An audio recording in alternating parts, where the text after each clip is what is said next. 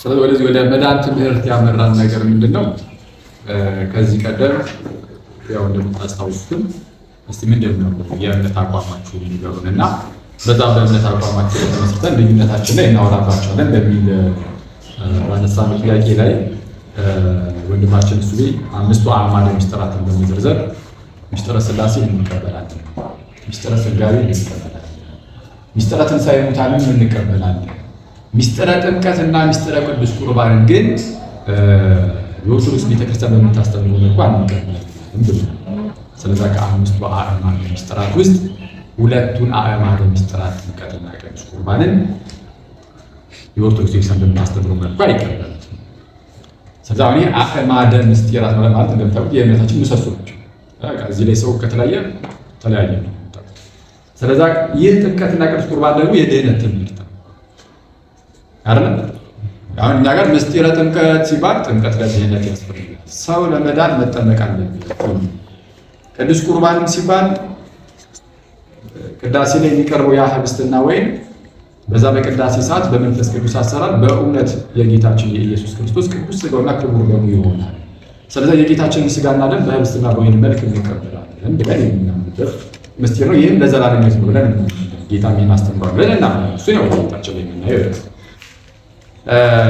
ስለዚህ አሁን የድህነት ትምህርቱ እነዚህ ምስጢረ ጥምቀትን ምስጢረ ቁርባንን ስለሚይዝ ውይይቱ ቢሆን መልካም ብዬ የማስበው እንዳትረሱ አዕማደ ምስጢራት ማዕከላት ሲሆን ማለት ነው።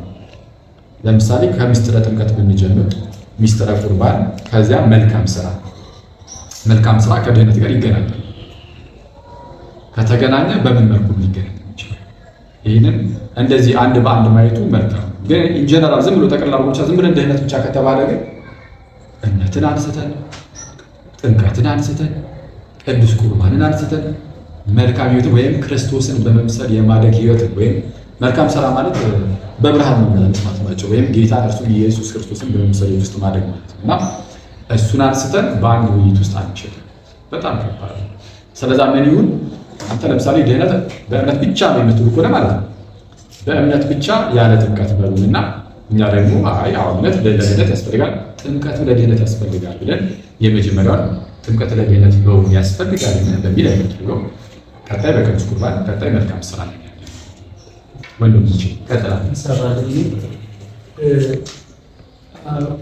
በማውቀው ባለኝ ኢንፎርሜሽን መሰረት ስለ ቤተክርስቲያኑ ሰሞኑን ስናወራ ብዙ ነገር ከዛ ስለሚመዘዙ ነው እና ዛሬ ሁሉም ሰው የሚጠብቀው ምናልባትም የዚህ ውይይት ሙሉ ዓላማ አንድ ነገር ነጥለን እንድናወራ ሳይሆን ደህንነት ሰው እንደሚለው የሚለው ሙሉ ለማውራት ምክንያቱም በተለያዩ ምክንያት ፊድባክ ወደ እኛ የነበረ ነገረ ድህነት የሚል ነገር ነው። ሌላው እዚሁ እግረ መንገድ እንድትሉ የምፈልገው ነገር እኛ አንድ እንትን እንዳይባል እፈልጋለሁ። ትናንት በግልም ከአኬ ጋር ስናወራ ነበር ማለት ነው። ቤተክርስቲያኗ ውስጥ ያለውን ኔጌቲቭ ነገር ፈልገን እሷን ፒክ አድርገን በእሷ ቤተክርስቲያኗን የመስደብ ዓላማ የለም። ስለዚህ በውይይታችን መካከል በልዩነቶቻችን መካከል መልካሙን መልካም ልክ ያልሆነውን ደግሞ ልክ አይደለም ማለት እንፈልጋለን። ለዛ ነው እና ቤተክርስቲያን ተሳታፊዎች አተሳሳትን የሚል ነገር በጣም ብዙ ያጨቃጨቀን ነበረው ማለት ነው። መልካም ስለማንፈልግ እኛ ምንድነው ማለት እንፈልገው በጎውን መልካሙን መቀጠል ያለበትን ምርጥ የሆነውን የተሻለ የሆነውን ነገር የተሻለ ብለን በንግግራችን መግለጽ እንፈልጋለን። ለምሳሌ ስለማጣላን መዝለል አንፈልግም፣ ስለሚያለያየን መዝለል አንፈልግም። ስለዚህ ምትለየውን ፓርት ይካርገን በሱ ጉዳይ ላይ መጨቃጨቅ ሰው የምንፈልገው ሙሉ ነገር ድነት ነው። ይሄ ነገር አንዳንዱ ጭራሽ መልካም ሆኖ ቤተክርስቲያኗ ይዛው እንኳን ማይኖረው አለ። ዞሮ የምንከራከረው ነገር ለመጽሐፍቶች እና ለእውቀት ክርክር ሳይሆን ለኑሮ ነው። እኛ እያንዳንዳችን ልንኖር ሰውም ደግሞ እንዲኖር ነው የምንከራከረው። ስለዚህ መጽሐፍ ላይ ተቀምጦ የማይኖር ስለሆነ ስላለ የቤተክርስቲያኗ ትምህርት እንኳን የማይመስለው እሱ አለ። የቤተክርስቲያኗ ትምህርት የማይመስለው በጣም ብዙ ስላለ ያንን ነገር ፊት ለፊት ማውራት የቤተክርስቲያን ትምህርት መሆኑን ማስረገጥ በውይይታችን አለበት። ማስረገጥ ስላለብን ሲነሳ ነገረ ድነት ሙሉ መነሳት ይችላል። ከዛ በኋላ ላይ ይሄ ሪባስ በምናረግ ሰዓት ላይ እማለያየንም ደግሞ ፒክ አድርገን እሷ ላይ ምናልባት ጊዜ ወስደን ለውይይት እንድናሳይ። ስለዚህ በደፈናው ነገረ ድነት መሆን አለበት ብዬ ጥሩ ነው። ይሻል እንግዲህ ሀሳብን በደንብ ሰምቼዋለሁ።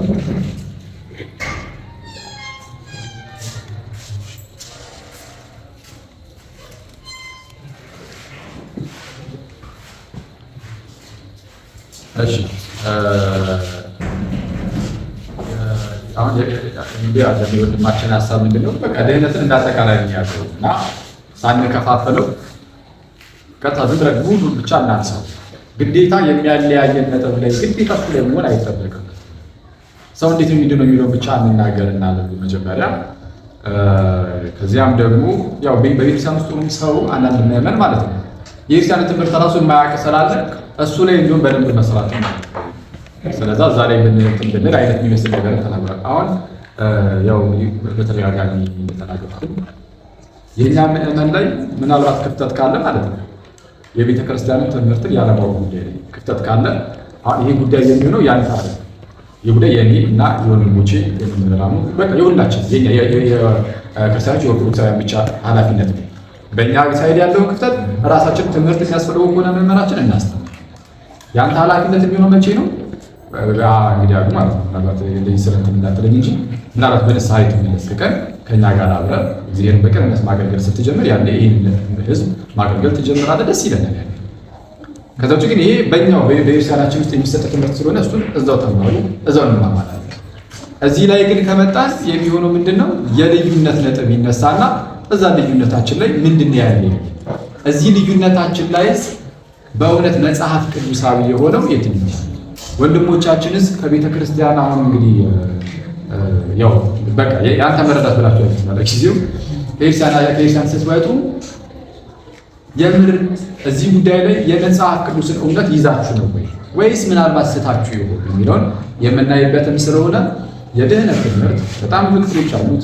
በዋናነት የሚያለያየን ምስጢራቱ ናቸው። ከአምስቱ አዕማደ ምስጢራት ሁለቱ ላይ ከተለያየን በጥምቀት ጀምረን ወደ ቅዱስ ቁርባን እንሂድ። ጥምቀት ላይ የማንወያይበት ምንም ምክንያት አይኖርም ለመናገር። ምክንያቱም ጥምቀት ላይ እንወያይ ብንል እናንተ የምታነሱት ሀሳብ እንደሆነ ታውቃላችሁ። አይ በቃ ሰው የሚድነው በእምነት ብቻ ነው የሚሆናል። በቃ እሱን ማስረዳት ነው ማለት ነው። አዲስ ነገር አይኖረውም። እንዳጠቃላይ የሚባል ወንድሞቼ እናንተ የምታቀርቡት ሰው የሚድነው በእምነት ብቻ ነው የሚለው ነው የምታስተምሩት። ጥምቀት ላይ የምናወራበት ብንል በጥምቀት ድህነት የለም፣ ድህነት ያለው በእምነት ነው ብላችሁ ነው የምታስተምሩት። ጥምቀት መሆኑን ለምንድን ነው ለእናንተ የጎለበታችሁ? ትንሽ መጀመሪያ ማለት ነው ያነሳችሁ ፖይንት ጥሩ ኦዲየንሱም ደግሞ ፈልጎ የመጣውን ነገር ማለት ነው። እኛን ኦዲየንስ እኔ ራሴ ኦዲየንስ የሚያስማማችሁ የድህነት ነጥብ ማለት ነው። እኛም ተስማምቶን ድነናል ብለን የኖርን ነው። በዕለት ተዕለት ኑሯችን ደግሞ እናንተ ለምሳሌ አሁን አኪ እንዳነሳው ማለት ነው ከአምስቱ አዕማደ ምስጢራት ጥምቀትን አልቀበልም የሚል ነገር ሲኖር አንተ ያወቅኸው ነገር አለ ጥምቀትን የማትቀበልበት ያንን ነገር ክላሪፋይ ማድረግ ነው እንጂ ለኦዲየንስ የምንፈልገው የምናውቀውን ፖይንት አትናገር ማለት ነው አይደለም። ለምሳሌ እኔ ማምነው በነገረ ድህነት ላይ ይህን ነገር ነው ማለት ነው።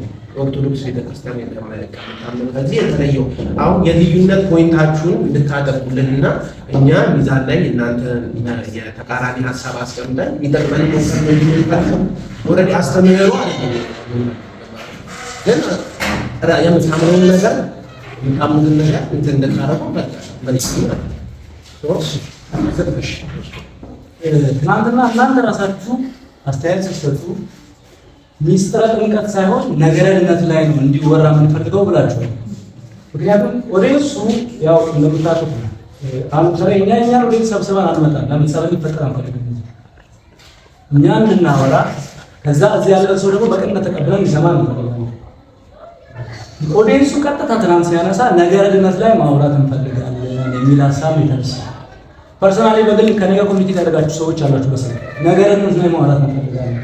ሚስጥረ ጥምቀት ሳይሆን ነገረ ድነት።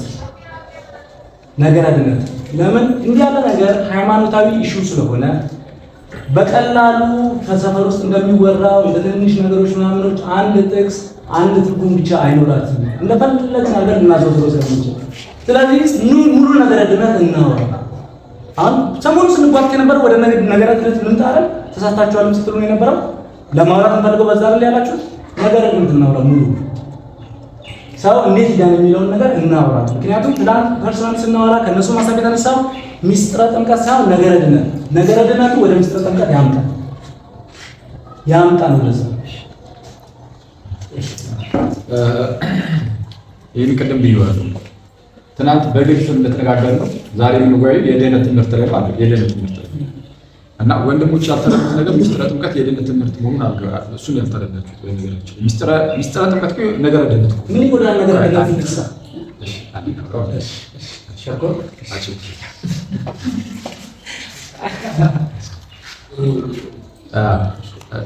ምን ይጎዳሃል አልከኝ።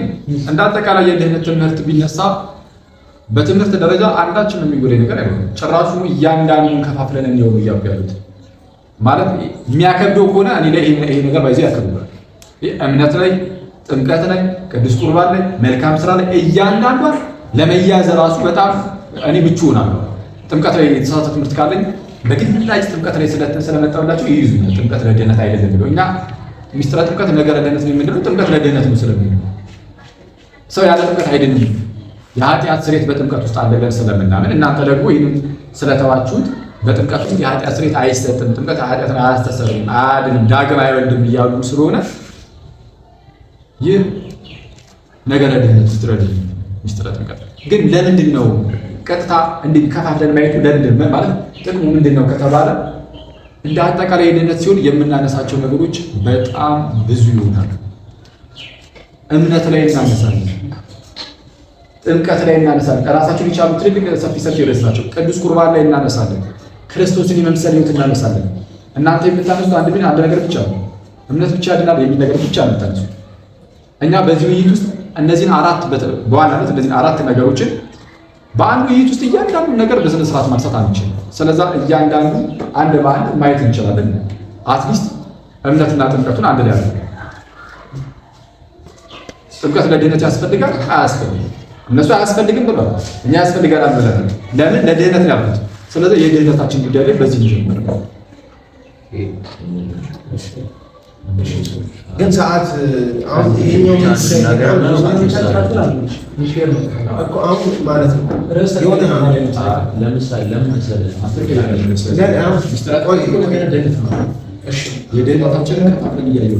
ትናንት ቤተክርስቲያን ነገረ ድህነት ነው ስንል አይ ነገረ ድህነት ካናባተባል ለምሳሌ እኔ ከሁለታችሁም ሳይት ሆኛል ይሄን ጉዳይ እያወራ ያለው ግን የነገረ ድህነት አሁን የሚነሳው ፖይንት ማለት ነው የዳንበትን መንገዶች ማለት ነው ወይም ሰው ለመዳን ምን ያስፈልገዋል የሚለው ጉዳይ ላይ ማለት ነው እያወራን ያለን።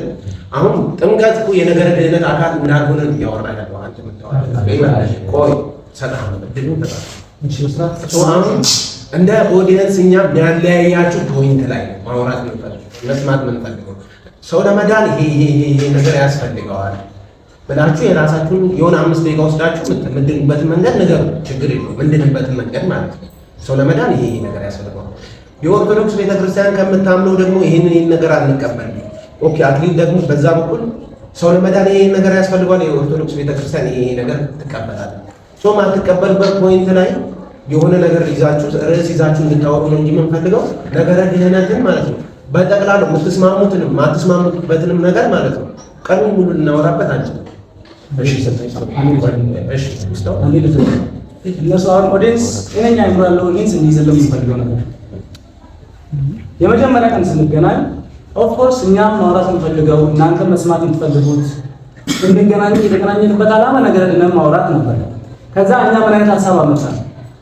ቤተክርስቲያን ስለ ቤተክርስቲያን ስናወራ ይነካካል፣ እያንዳንዱ ነገር ይነካካል። ስለዚህ ቤተክርስቲያን ከሚለው ፈተን እንምጣ አለ።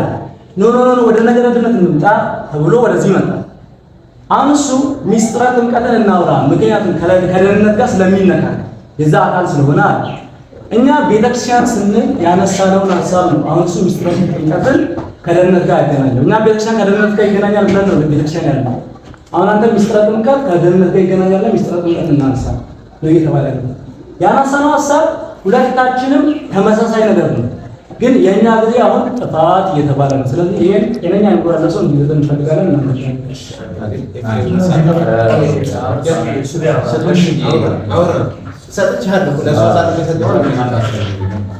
እሺ አገን አንድ ጥያቄ ጠይቀው አጭር መልስ ነው የምንመልስ። ሚስጥረ ጥምቀት ነገረ ድህነት በዲቤት ነገር ነው። በዲቤት ነው ሚስጥረ ጥምቀት ለድህነት ተብሎ ለብቻው ዲቤት መግባትና ነገረ ድህነት በመጽሐፍ ቅዱስ ተብሎ መግባት ይገናኛል ማለት ነው። በጣም የመጀመሪያው ክፍል ነው አይደለም። ጥምቀትን ለብቻው ይዘው ነው አሁን እያወራኝ አይደለም። ከዛ እኮ ጥምቀትን ከቁርባንም ተጨምረዋል። ከዛ በኋላ መልካም ስራንም ተጨምረዋል በስቴፕ። እኛ ምንድነው የምለው ነገር እኛ ጥምቀትና ቁርባን ላይ ብቻ አይደለም ኦርቶዶክስን መሞገት የምንፈልገው። በደንብ ልብ አድርጋችሁ እንድታስቡ የምፈልገው እናንተ አሁን የኢትዮጵያ ኦርቶዶክስ ተዋሕዶ ቤተክርስቲያን ውስጥ ያላችሁ አማኞች ናችሁ እንጂ ግብጽ ውስጥ አይደለም ያላችሁት፣ ወይ ደግሞ አርመን ወይ ሶሪያ አይደለም ያላችሁት። እኛ ደግሞ የኢትዮጵያ ኦርቶዶክስ ተዋሕዶ ቤተክርስቲያን በነገረ ድህነት ትምህርቷ በመጽሐፍ ደረጃ በሚስጥረ ቁርባንና በሚስጥረ ጥምቀት ላይ አድ ያደረገቻቸው ይዳናል፣ በዚህ መንገድ ሰው ቢመጣ ይህን ነገር ቢያደርግ ይድናሉ ብላ ያስቀመጠቻቸው ዶክመንትድ የሆኑ ነገሮች አሉ፣ ኪዳናት አሉ፣ በተለያዩ መጽሐፍት ውስጥ ያሉ። ስለዚህ እነሱንም እየጠቀስን ነገረ ድህነትን አስ ሆል ማውራት እንፈልጋለን እንጂ ይሄ አንተ አሁን ዶግማቲክ ያልከውን ነገር ብቻ ቁርባኑና ጥምቀቱን ብቻ አይደለም መሞገት የምፈልገው። ነገረ ድህነት ስንል እኛ ጥምቀቱንና ቁርባኑን ብቻ ይዘን ሳይሆን የኢትዮጵያ ኦርቶዶክስ ተዋሕዶ ቤተክርስቲያን እናንተም እንደምታምኑ ይሄን ነገር ብታደርጉ በገሌ ኪዳን ብትመጡ በዚህ ኪዳን ብትመጡ ትድናላችሁ፣ ትማራላችሁ የሚል ነገር ስላለ በዚህ መንገድ ደግሞ የኃጢአት ስርየት ታገኛላችሁ፣ 7 ትውልዳችሁ ይማራል። እነዚህን ሁሉ ትምህርት ትተን ሰው ብዙ ሰዎች ለመዳን ለመጽደቅ ዝክር እየዘከሩ ገዳም እየገቡ በቅዱሳን ስም ብዙ ነገር በሰማዕታት ስም ብዙ ነገር እያደረጉ እዚህ ጋር ጥምቀትና ቁርባን ላይ ብቻ እንወያይ ማለት አያስኬድም። እኛ ግን አሴቦል ተዘጋጅተን የመጣ ነው። ነገረ ድህነት ስንል እኛ የሚዳነው በመጽሐፍ ቅዱስ ደረጃ ይሄ አስቀምጦልናል፣ እንዲህ ነው የሚዳነው። ሪባተል ጊዜ ደግሞ የኢትዮጵያ ኦርቶዶክስ ቤተክርስቲያን ደግሞ በዚህ በኩል ይዳናል ብላለች ብለን ማፍረስ የምንፈልገው ነገር አለ። ስለዚህ ከዚህ አንጻር እንዲታይልን እንደው በፍቅር በትህትና ጠይቃለሁ። እንግዲህ ሰምታችሁታል ያነሳውን ሀሳብ ወንድማችንም እና የኦርቶዶክስ ቤተክርስቲያንን የምንቃወመው አለ ወንድማችን። ኦርቶዶክስ አይደለም ማለት ነው።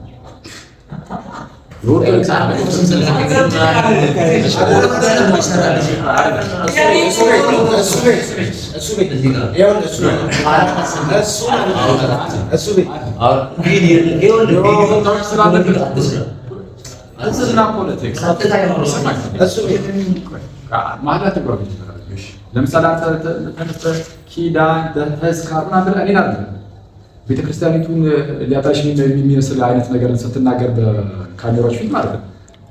እሱ ራሱ ላይ ጋር ቆይ አወራ ችግር የለውም ብዬ ልጅ ይሆናል። ስለዚህ በተቻለ አቅም ማለት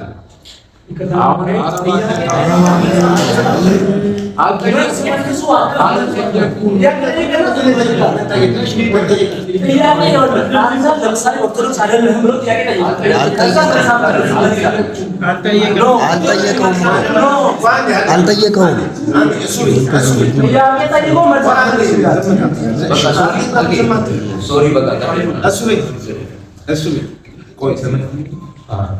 አንተ ማለት ነው ስታወራ ባይዘ ይሄ ሁሉ ኦዲየንስ ማለት ነው የሆነ መልስ መመለስ ይፈልጋል። አንተ ወይም በምታወራው ፖይንት አንጻር ማለት ነው። ዛሬ ክርክሩ ከመጀመሩ በፊት እንደዚህ አይነት ኢንተርፈረንስ እንዳይኖር ተናግሬ ነው የጀመረው። እንደዚህ አይነት ነገር እንዲኖር አይፈልግም። ፕሮቮኬት የሚያደርግ ነገር ስላለው ማለት ነው የምታነሳው ግን መስማት አለባቸው። ቆይ ሰማ እኔ እኮ አልተረከስኩም። እኔን ሀሳቤ ያስከርሰኝ መሀል ለምሳሌ አንተ ስትል ሰው እንዳይገባበት እኔ እንደምጠብቅህ ሁሉ ማለት ነው። አክሊልም ሲያወራ አንተን ወደ እኔ ነው እንጂ እንትን የምትለው አክሊል ዝም በል ልትለው አልችልም። ግን ወደ እኔ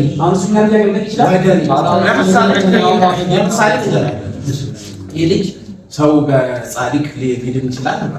የማያምን ሰው አያትን የሚፈልግ ሰው ሊኖር ይችላል። እዚህ ማለት አሁን የረበሸ አንተ ኦርቶዶክስ ነህ ወይ ብሎ አይደለም። እሱ ቤት ይናገር። እሱ ቤት ጠይቋል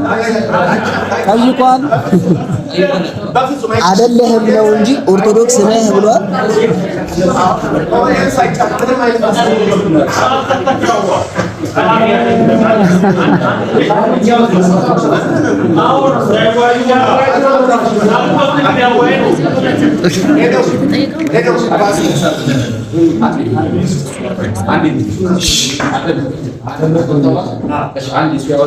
ነገሩ በቀላሉ ጨርሷል። ንግግር ይቀጥላል።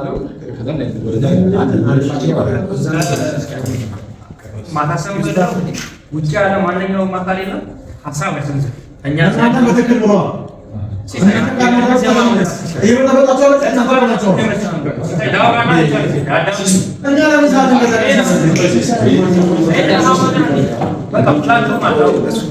እነሱ ምንም አይነት ቤተክርስቲያኗ የሚያጠለሽ ነገር ቢናገሩ ወይም አስተያየት ከሰጡ እሱ የማጽናት ስራ እንዲሰራ እኛ ድሉ እንሰጣለን።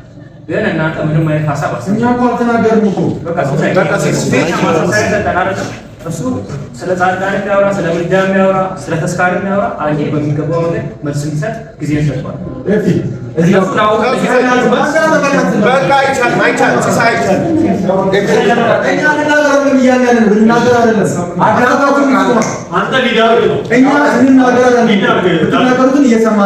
እየሄዳችሁበት ያለው መንገድ ትክክል አይደለም ነው።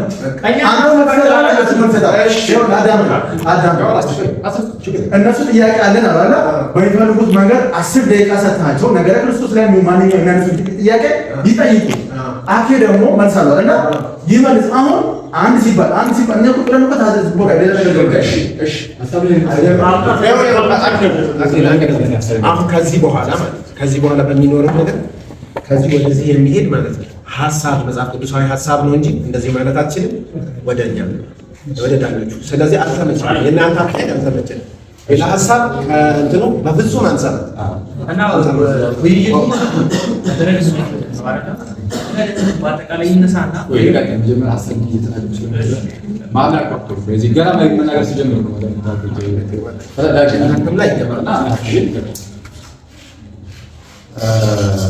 በመጀመሪያ ደረጃ አሁን ወንድሞቻችን በተለይ ሱቤ ወንድሞቻችን ባለው ቤተክርስቲያኒቱ እንደዚህ በተስካር በዛ አይነት ነገሮችን ተናገረ። ልክ እንደዚህ ሲናገር እዚህ ጋር ከተሰበሰቡ ክርስቲያን ወንድሞችም ሆነቶች አችላለን ወንድሞች ናቸው። ለምን እንደዚህ ተናገርክ ያለ አንድ ሰው አለ? ወንድማችን ሲናገር ተናገሯቸው። እዛ ጋር አንድም ሰው የተናገረ የለም። ቆይ አንዴ አደም እንደዚህ አትበል በጌታ አንድ ጊዜ እሺ። እና ማንም የተናገረ ሰው በጸባይ በቃ ሰምቷል ተጨረሰ ማለት ጨረሰ ማለት ቤተክርስቲያኒቱ ነው። የሆነ ለማጠልሸት የሚሞከር ነገር ነው። የቀረበት ፋሽን ነው። ከይቅርታ ጋር አሁን ይሄንን ሀሳቡን ማንሳት እፈልጋለሁ። ማለት የቀረበት ፋሽን ማለት ታድሶ ወንድሞቻችን እና ሌሎች ፕሮቴስታንቶችን ገድል እንደዚህ ተአምር እንደዚህ እያሉ እየጠቀሱ ይሄ የመሞገድ የቀረበት ፋሽን አውጡልኝ በጌታ የነ ዲያቆን ያደርጋል የነ ገብረ መድኅንን የነ ማን ነው አይለማለት የሁሉንም አውጡና ይኸውልህ ገድላት ተአምራት አሁን እነሱ ያሉት ምንድን ነው ተስካር ለምን ካርኪ ለማን እያሉ እየተናገሩት ገድላት ተአምራት ላይ በእነዚህ በገድላት ተአምራት መጽሐፍት ክርክር ሊደረግ እንደማይቻል ኦልሬዲ በቤተክርስቲያናችን ውስጥ ተነግሯል። ስለዚህ በገድላት ተአምራት ለክርክር በማይቀርቡ መጽሐፍት ላይ መጥቶ ቤተክርስቲያኒቱን ለማጠልሸት መሞከር የቀረበት ፋሽን ሚዲያ ላይ ያለ ሰው ይነገር ያውቃል። ምናልባት መሬት ላይ የማይታወቅ እንግዳ ነገር ካለ ባለውቅም ማለት ነው። እና አውጡ በፊስሽ የትልቅ መምደራ አስፈላጊ ሆነ በመጽሐፍት ደረጃ ደግሞ ማለት ነው። በመጽሐፍት ደረጃ የነ መልአከ ብርሃን አድማሱ ጀምሮ የና ባየሩ ይዘጋጅ ይችላል። በመጽሐፍ ምስጢር ያ መልአከ ብርሃን አድማሱ ጀምሮ ደግሞ መርሉታን መጽሐፋቸውን አውጥተን ማሳየት እንችላለን። ለክርክር የሚቀርበው መጽሐፍ ቅዱስና የሊቃውንት የአባቶቻችን መጽሐፍ እንደና ሃይማኖታዊ ያሉት ማለት ነው።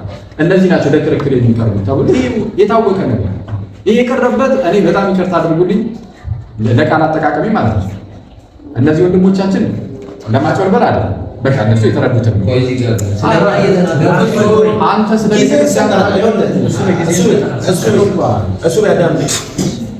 አንተ አክሊል የሚናገረው ነገር ማለት ነው ልትስማማበት ትችላለህ ማለት አይደለም። ዘሴቦ ይሱ ስለ ቤተ ክርስቲያን እንደዚህ የሚላል እናንተ የአርመን የግብፅ አይደላችሁ የኢትዮጵያ ናችሁ የኢትዮጵያኖች ደግሞ እንዲህ የሚላላችሁ ብለህ የኢትዮጵያ ቤተ ክርስቲያን ላይ እንደፈለክ ከተናገርክ በኋላ እኔን አትንከኝለት ይባላል። አሁን ህዝቡን ያስቆጣው አሁን ቅድም ወንድሞችን እንዲናገሩ ያደረጋቸው ይሄ እናንተ ቤተ ክርስቲያን ላይ የሆነ ነገር መናገራችሁ ራሱ አይደለም መልስ ሲሰጣችሁ ማለት አትቆሙ እናንተም ስትናገሩ እንደዚህ ነው። ካሁን በኋላ ያለው ነገራችን ላይ እናበጃለን ማለት በእናንተ ቆይ ይሄ ብሎ ማለት እና በአጭሩ ያው ለሁላችሁም እንደዚህ ስለማሳያችሁ ማለት ነው። ካሁን በኋላ ምናልባት የትኛውም ተሐድሶ የትኛውም ፕሮቴስታንት ገድላት፣ ድርሳናት፣ ተአምራት እያለ በዚህ መልኩ እንደዚህ ለመናገር የሚደፍር ፕሮቴስታንት ወይም ተሐድሶ ካለ ለዚህ ምላሻችሁ ምን እንደሆነ በአባቶች በእነዚህ መምህራኖቻችን የራሴ ብቻ እንዳይመስላችሁ ማለት ነው። ጥያቄያችሁን ላለመቀበል እንዳይመስላችሁ ማለት ነው። ለክርክር አይቀርም እና ይሄ እንደ ምሳሌ የሚነሳው የቦሩ ሜዳው ክርክር ነው። የቦሩ ሜዳ ክርክር አለ እንደምታውቁት እና ጌታችን ኢየሱስ ሶስት ልደት ነው ያለው ብሎ የሚያምኑ ሰዎች ተነሱ። ግን የኛ አባቶች ደግሞ አይ ቆይ ያዙትና እናሳያቸዋለን። ክርክር ጀምረናል። ሀሳብ እየተናገርኩ ነው። ዲቤቱ ላይ ስንገባ ወደዚህ ትምህርት እያስተማርኩ ነው። ዲቤቱን ጀምረን አስተምር ወይ እዛ ጋር ካሄዱን ካሱናምሩታ አሁን እኛን ጊዜ እንሰጣለን። አክሊል የሚያወራበትን ነገር እኮ አምንበታለህ ማለት አይደለም። በጉዳዩ ያለማመን ማለት ነው። ሙሉ መፍት አለ ማለት ግን ዘሴም ወይ አንተ የምታወራውን ነገር እዛ ጋር ማያምንበት ሰው አለ። አረ ወደ ርዕስ ትምህርት ወደ ውይይት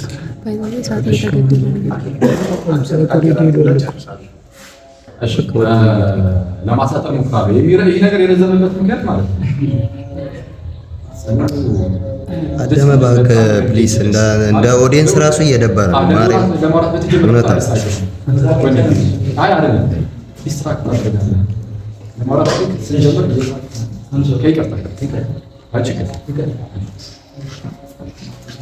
እና ይህ መሰረታዊ የሆነ ነገር ስለሆነ ነው የተወሰነ ረዘም አድርጌ ለመናገር የሞከርኩ ያለሁት። ቪዲዮውን ግን እናሳያችሁ። ወንድማችን ቤተክርስቲያን እንደዚህ አይነት እንትን አላት በመጽሐፍቶቿ እንዲያላት ሲል ዲቤት ውስጥ ገብቶ አይደለም ይሄን የተናገረው።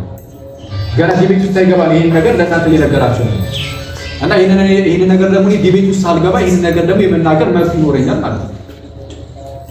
እናንተ እኛ ጋር መጣችሁ በእርግጥም እያወራችሁ እየተወያያችሁ እኛ እናንተ ጋር አልመጣም። በእርግጥ እናንተ ናችሁ እኛ ጋር የመጣችሁ እና በፍቅር ነው የምንቀበለው።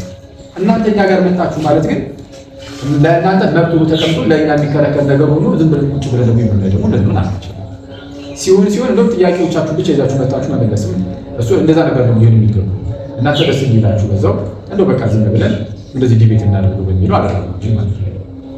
እሺ መለስ ስንል የኦርቶዶክስ ቤተክርስቲያን ላይ ጥያቄ አለን። ጥምቀት ላይና ቅዱስ ቁርባን ላይ ብቻ አይደለም ሌሎች ላይም ነው። ስለዚህ ጥምቀት ላይ ቅዱስ ቁርባን ላይ ምን ጥያቄ አላቸው እና ተጨማሪ ነው ሌላም አላቸው። ስለዚህ እያንዳንዱን እንዲያው እያንዳንዱ ሁሉንም ነገር ድህነትን እንያዝ። ከጥምቀት ያው ጅማሬው ጥምቀት ስለሆነ ከጥምቀት እንጀምራለን። ለዛ ነው ያው ጅማሬው ያመነ የተጠመቀ ይድናል ስለሚል ይጀነር በእኛ ትምህርት ሰው ዳግመኛ ተወልዶ ድህነትን የሚጀምረው በጥምቀት ውስጥ ስለሆነ አምኖ ተጠምቆ ማለት ነው። በጥምቀት እንጀምር ወደ ሌሎቹ መንለፍ ነው። ይህ የሚያከራክር አልመሰለኝም። በተለይ ደግሞ ከአምስቱ አዕማደ ምስጢራት ውስጥም ጭምር ነው ጥምቀትና ቅዱስ ቁርባን እንዳይረሳ። አንድ ሰው አምስቱ አዕማደ ምስጢራትን ካልተቀበለ ኦርቶዶክስ ነው ይችላል። ቅድም ኦርቶዶክስ አይደለም ማለት ነው ማለቴ ወንድሜን አስከፍቷል። ይህን የተናገርኩበት ምክንያት ምንድነው? ብዙ ወንድሞቻችን አይ ኦርቶዶክስ ነን ይላሉ። ኦርቶዶክስ ነን እንደዚሁ ተገፍተን ነው እያለ የምትሉት ብዙ ጊዜ ግን አምስቱ አዕማደ ምስጢራትን ከሰዓታችሁ ማለት ችግር የለም።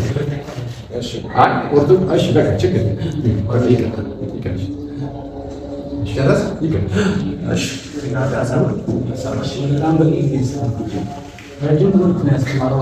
ረጅም ማብራሪያ እና እኛ ደግሞ በሁሉ ነገር ጥፋተኝነት ያው እኛ ነው የሚወስደው። ደግሞ ደስ ብሎ ነው የምንቀበለው። ስለኛ እንዳታስቡ ጥራ አይደለም በሁሉም ነገር ማለት ነው። ግን እዛ ውስጥ ደግሞ ሎጂካል ሆኖ ጤነኛውን ነገር የሚረዳለ ብለን በደንብ ተስፋ የምናደርገው የምናምነው እና በመጀመሪያ ደረጃ እኛ ቤተክርስቲያንን ለማጠልሸት ስንል አንዲትም አይነት የገድልም ሆነ የድርሳን ነገር አናነሳም።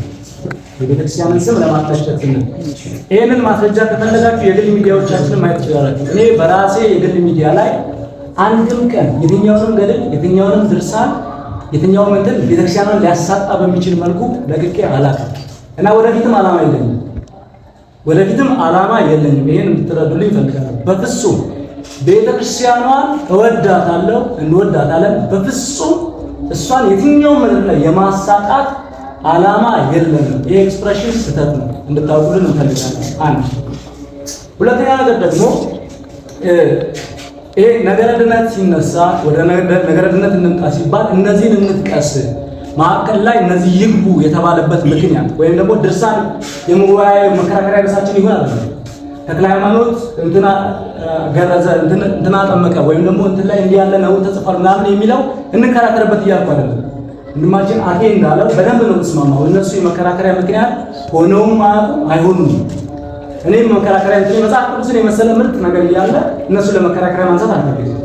ነገር ግን አሁን ላይ መሬት ላይ ባለ ሁኔታ ሰው ነገረ ድነት ማለት በትክክል ዲፋይን ስታደርጉት ሰው የሚድንበት መንገድ ማለት ነው። እነዛ መጽሐፍ ለሰው ነገረ ድነት ሆነዋል። ሰው የሚድንበትን መንገድ እየቀዳ ያለው ከነዛ መጽሐፍ ውስጥ ነው። ቤተክርስቲያኗ ነገረ ድነት ያላት ሁለት ነው። አንደኛው በጉባኤ የተወሰነ ሰው የሚድንበት መንገድ ተብሎ የተቀመጠ ነገር አለ። ሰው በዕለት ተዕለት ሕይወቱ ደግሞ እየኖረ ያለው ነገረ ድነት ብሎ ተቀብሎ በዚህ መንገድ እድናለሁ ብሎ የሚኖርበት በጣም ብዙ ምንጮች አሉት። እነዛ ምንጮች ነገረ ድነት አይደሉም፣ መከራከሪያ አይደሉም ብለን ብንተዋቸውና ብናስቀምጣቸው በሚሊዮን የሚቆጠር ሰው ጤነኛዋን የቤተክርስቲያን በጉባኤ የተወሰነውን ነገረ ድነት አንድም ቀን ሳይሰማ ትናንት በግልም እያወራን ስለነበር አንድም ቀን ሳይሰማ ምንም ከሱ ጥፋት ብቻ አይደለም። ለምን እዚህ ውስጥ ያለ 99% አሁን አኬ ያስፈለገበት ምክንያት እኮ እኔ ከእናንተ የተለየ ትምህርት ተምሬ አይደለም አምናት ልጅያንስ አይደለም። ይሄ ሁሉ ሰው የኦርቶዶክስ ቤተክርስቲያንን ነገረ ድነት ይዞ መሞገት አይችልም። አብረን አድገን አብረን ኖረን እኔ ራሱ አንድ ሰው ነው መደበኛ ማለት ብዙ ዲያቆን እንደዚህ ሰው ማንም ሰው ሞገት ወላጆቻችን ጋር ስትሄዱ ደግሞ ጭራሽ ለምን ሲባል ነገረ ድነቱን ሰው የቀዳው ከድርሳናት ከገድላት ከምናምን ነው። ስለዚህ የሚያሳጡትን እንደሚሉት ነገሮች ሳይሆኑ ይሄን ነገር እንደቀላል እንደተራ በጣም ሰፊ ጊዜ ነው መውሰድ ያለበት።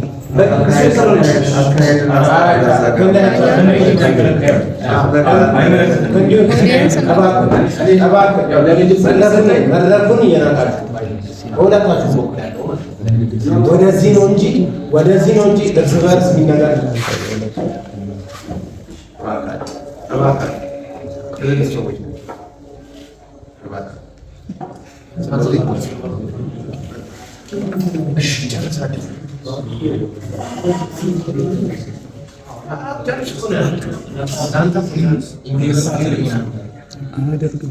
በሚሊዮን የሚቆጠር ሰው ይሄ ነገር ያድናል። ለምሳሌ መዘከር እንዲህ ማለት ያድናል ተብሎ እየተነገረው ነው። ከዛ እሱን አምኖ ክርስቶስ መስቀል ላይ የከፈለለትን ዋጋ ለመዳኛ እንደ ትልቅ ምክንያት ሳይቆጥር ብዙ ሰው እየሞተ ነው ብለን የምናምነው። ስለዚህ ይሄንን ሰው ወደ ጎን አድርገን ይሄ አያከራክረንም ብለን በጣም በሚሊዮን ሰው ወደ ገሃነም እየሄደ በእኛ ትምህርት በማስረጃ ማለት ነው እየሄደ በሌላ ቶፒክ ላይ ወይም ደግሞ በሌላ እንትኖች ላይ ማተኮርና ይሄን ትተን ሌላ መጽሐፍ ላይ የተቀመጠውን ብቻ እናውራ ማለት ስህተት ይሆናል። ስለዚህ መጽሐፍ ላይ የተቀመጠው ጥሩ ነገር በስራ ከገድሎች ከድርሳኖች በላይ መጮህ አለበት ብለን የምናምነው። ለምሳሌ አመደ ምስጢር ከድርሳን ከገድል በላይ ቢጮህ የሚካኤል ቤተክርስቲያን በሰኔና በህዳር ንግስ ሳይሆን በአማደ ምስጢርና በጸሎተ ሃይማኖት ቢወረስ በዛ ትምህርት ቢሞላ ተስፋ እናደርጋለን፣ በጣም እናፍቃለን። ስለዚህ አሁን ይሄም የተገኘውን አጋጣሚ ይሄንን ነገር ለማሳየት አማደ ምስጢርን ፊት ለፊት ለማውጣት ጸሎተ ሃይማኖትን ፊት ለፊት ለማውጣት መጠቀም እንፈልጋለን። ግማሽ ጊዜ ነው ስልኩት ያሁን ላይ መጠቀም አለበት ብዬ አስባለሁ። ኧረ ወደ ርዕሱ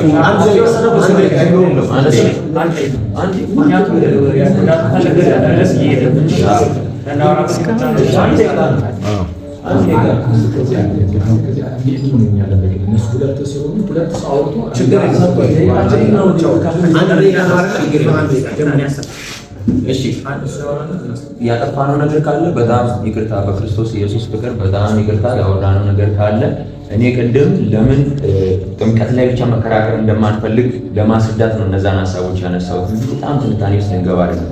ወንድማችንም እነ የንታ ገብረ ብዙ አባቶችን አንስቷል። እኛ የሆነ ደግሞ ሊቅ ልናነሳ እንችላለን። ገድላትና ድርሳናትን ሳትቀበሉ ኦርቶዶክስ መሆን አትችሉም የሚሉ ሊቃናትን ልናነሳ እንችላለን። እኛ ሲኖዳል በሆነ ደረጃ በሊቃውንት ጉባኤ የተወሰነ ውሳኔ አላየንም እስካሁን ድረስ። ስለዚህ የሆነ ግለሰብ ካነሳ እኔም የሆነ ግለሰብ አነሳለሁ። ስለዚህ የሚሻለው ጠቅልል ያለው ነገረ ድነት ላይ እናውራ። ወዳለሁ እሺ አንድ ሀሳብ ስጥና ማለት ነው።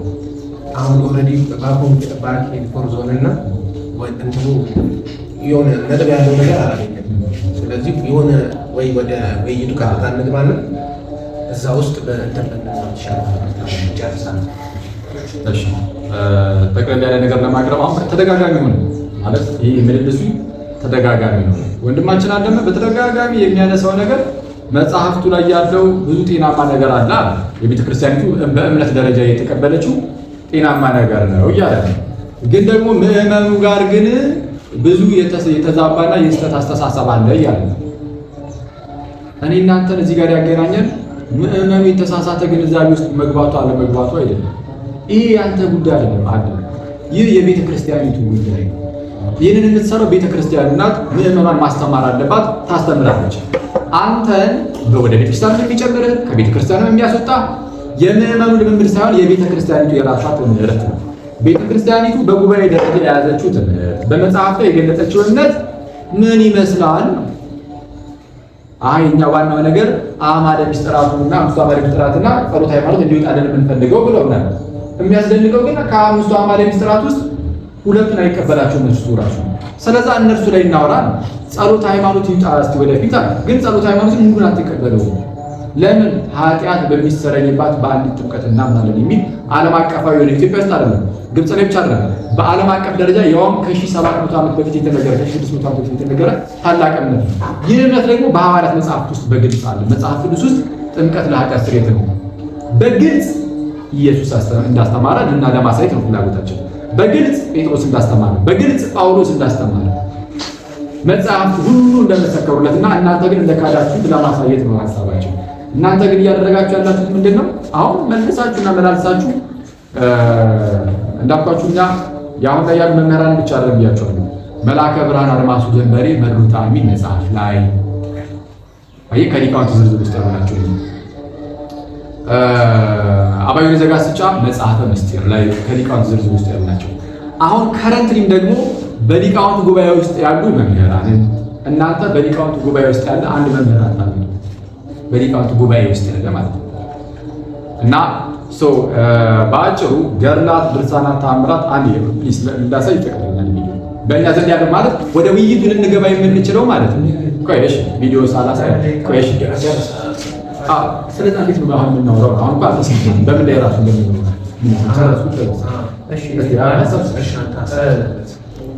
የኔ ሀሳብ ነገረ ድህነት ላይ ይወራና ትናንትም እዚህ ስታወሩ ከወጣንም በኋላ በአንድ ርዕስ ላይ አለ። በምን ላይ ከተባለ ከመጽሐፍ ቅዱስ ውጭ የሆነ ሎጂካል የሆነ ሀሳብ ራሱ እንዳይነሳ ተብሎ ነው። ለምሳሌ ስለ ቱሪዝም ተነስቶ እንኳን መነሳት የለበትም መጽሐፍ ቅዱስ ሳይሆን ብለን ታውተን ነው ትናንትና ማለት ነው። ዛሬ ስለ ነገረ ድህነት ከሆነ ይዘን የመጣነው ርዕስ ነገረ ድህነት ይነሳና እነሱም ልዩነታቸውን ነገረ ድህነት ላይ ቤተክርስቲያኗ ያላትን ልዩነት ለታዳሚ ይቅረብና በዛ ርዕስ ላይ በልዩነታቸው ብታወሩበት ነገረ ድህነት ይነሳል። አንተም ጥምቀት ያስፈልጋል የምትልበትን ቦታ ላይ አንተም እያስገባ እነሱም ደግሞ አያስፈልግም የሚሉ ከሆነ አያስፈልጉም። እነሱም የዳኑበትን መንገድ አንተም ደግሞ ለመዳን የሚያስፈልጉትን ነገሮች ጠቅላላ ተደርጎ ይገባና ይሄ አዋልደ መጽሐፍ ምናምን አይነሱ በቃ ሎጂካል ነው ወሬ እንኳን አናንሳ ተብሎ ነበር ትናንት። አይ አስፈላጊ ነው እንዳንሳ ማለት ደግሞ እናንተ እሱም መመለስ የሚችልበትን ነገር አመቻችበት። አይቷል ይሄ ክርክር ነው። እሱ የግድ እሱ ፖለቲካል ኢሹ እንኳን ቢያነሳ መቀበል አለ። አንተ ነገር ለማስጣል የሚሄደው አንተ ተጠንቅቀህ ነገሮችን አውጡ ነው ለማሳላ ይልም እኔ እኮ ግን በቃ ያን ነገር የለም አቻችላችሁ አሁን አንተ ፕሮቴስታንት ነበር ግን ስትወራ ፕሮቴስታንት አይደለም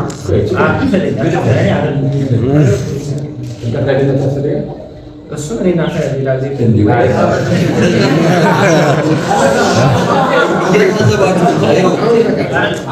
ዳኛው ጋር ሲገባ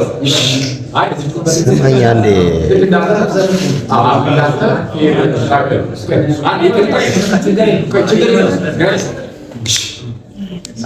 ወንድማችን ማለት ነው ችግር የለም ወንድማችን እና አሁን እዚህ ጋር ያስቀመጥነው ለእነሱ ሳይድም ቅር እንዳይላቸው የእነሱንም ኮንፈርት ለመጠበቅ በተቻለ ግን በፍቅር እንቀበላቸው ነው ማለት ነው እና በተቻለ ግን ከዳግ አሁን ልክ እንደዳግም ማለት ያህቱ አሁን አንተ ልክ ስትናገር እሱ ነጥብ ያስፈልግ የሚለው አንተ ደግሞ በቴክስት መልስ ስትል አዚ ቢሆን በጣም ወደዛ አንተ ብሎ እኔ ነጥብ አስቆጣሪ አይነት ነገር እንደዛ አይነት ኢሜጅ እንደበላ እንደዛ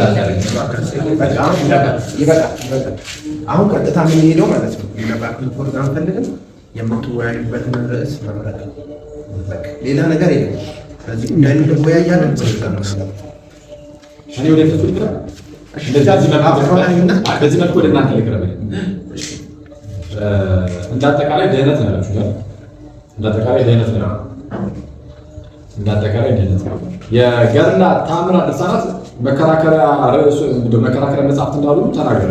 እሱ ላይ ጥያቄ ካላችሁ አሁን እንደምንነሳ ከሌላችሁና ገድልና ተአምራት ድርሳናት በነገራችን ላይ እሱ ቤት ትናንት ያርገኝ ማለት ነው እንደም ጨራሽ ከአባቶች እንዳይነሳ ከመጽሐፍ ቅዱስ ብቻ ነው ወይ ነው አጣንከው ማለት ነው። ነገረ ድነት እኮ ነው የሚነሳ። ነገረ ድነት ሆኖ ከአባቶች እንዳይነሳ ከመጽሐፍ ቅዱስ ብቻ ነው። አሁን ስትመጣ ደግሞ ጭራሽ ለክርክር የማይቀርቡ ገድላት ተአምራትንም ካልጠቀስኩ እኛ ደግሞ እነዚህ ቤተክርስቲያናችን መከራከሪያ ናቸው ስላላለችን ከቤተክርስቲያኑ ትእዛዝ ውጭ ሆነ ማድረግ አንችል በራሳችን ፈቃድ ብቻ ማለት ነው። ቤተክርስቲያኒቱ ተነስታ ገድላት ተአምራት ድርሳናትም የሃይማኖት መከራከሪያ ናቸው ስትል ያኔ ነው አገኛ ልንከራከር ሳይሆን የመጣ ነው። ቤተክርስቲያኒቱ ያለችበት ይቅርታ ቤተክርስቲያኒቱ ያለችበት ስህተት ስንል በጣም ኔጌቲቭሊ እንዳትረዱ። በጣም በትህትናና በፍቅር ነው የምናወራው። ሴንሲቲቭ ኢሹ እንደሆነ እናውቃለን ወንድሞቼ። በጣም በፍቅር ነው የምናወራው እንድትድኑ ስለምንፈልግ የእግዚአብሔር መንግስት እንድትወርሽ ስለምንፈልግ በቃ ወደ ርዕስ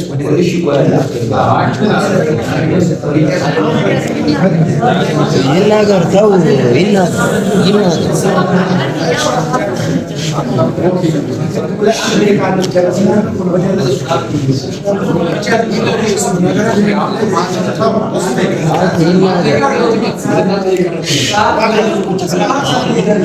እሱ ቤት ተናገርና ጨርስ ወደ ርዕሱ ይላል።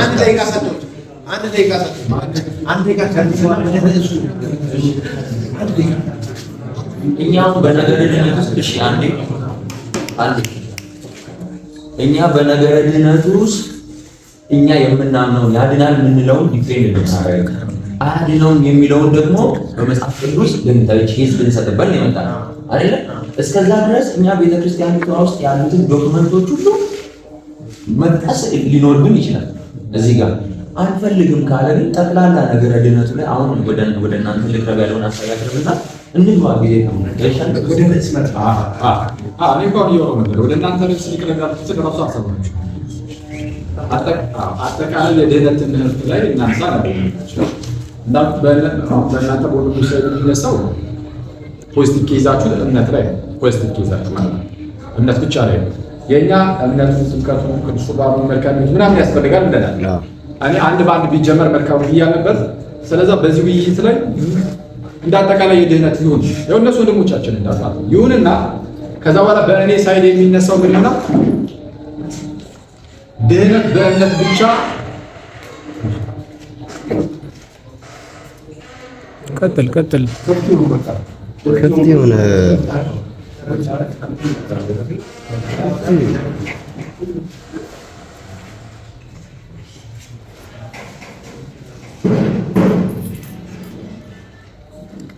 እሺ እንዳጠቃላይ ድህነት ይነሳና በእኔ ሳይድ ግን ስለ ድህነት ሳወራ እያንዳንዱ ነገር ማሳት ጥምቀቱን፣ ቅዱስ ቁርባኑን፣ እምነቱን፣ መልካም ሕይወቱን ሁሉንም ነገር ማሳት በአንድ ውይይት ላይ በጣም ሰፊ ስለሚሆን ምን አደርግላችኋለሁ? ጥልቅ ድህነት በእምነት ብቻ ሳይሆን በጥምቀትም ነው የሚለውን በእኔ ሳይድ ይህንን አነሳለሁ። ያመነ የተጠመቀ ይድናል የሚለውን የጌታዬን ቃል ይዝና የጌታችንን ቃል ይዝና እሱ ላይ ቆመን ከዛ በኋላ በርካታ የመጽሐፍ ክፍሎች እየሰጧችሁ የምንማማር ይሆናል። እነሱ ደግሞ ፖዚቲቭ ኬዛቸው እምነት ነው። እኔ ከምናገረው ውስጥ የሚቃወሙት ነገር ካለ በዛው ይሁንበት ይሆናል። ስለዚህ እንደዛ ማድረግ እንችላለን። ከዛ ውጪ እንዳልኳችሁ የቤተክርስቲያን ውስጥ ዶክመንት፣ ገድል፣ ተአምር ምናምን ላላችሁት ግን ገድላት፣ ተአምራት የቤተክርስቲያናችን ውስጥ ያሉ አዎ መጽሐፍት ናቸው። ገድላትን በሚገባ እንቀበላለን፣ ተአምራትን በሚገባ እንቀበላለን። ግን እነዚህ መጽሐፍት ለሃይማኖት መከራከሪያ አይሆኑም ስለተባሉ በሃይማኖት ክርክር ውስጥ ግን አንከታቸውም ያልነው። ስለዛ ከዛ ውጪ በመጽሐፍ ቅዱስና በአባቶች ትምህርት በአባቶች ትምህርት አንፈልግም በመጽሐፍ ቅዱስ ብቻም ከተባለ በመጽሐፍ ቅዱስ ብቻ መቀጠል እንችላለን። እሺ ተስማምታችኋል? ስለዚህ ርዕሱን ነገረ ድህነት በጠቅላላው ብለናል። ነገረ ድህነት ስንት ደቂቃ መሰለኝ?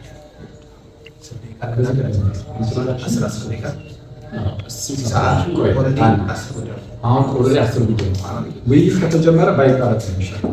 ግማሽ ላይ ተቋርጦ ከዛ በኋላ ለነገ ማሳደር ነው። ቅዳሴ ቅዳሴ እንዳንገባ ጊዜ ስለዘመን ይገባል። 5 ደቂቃ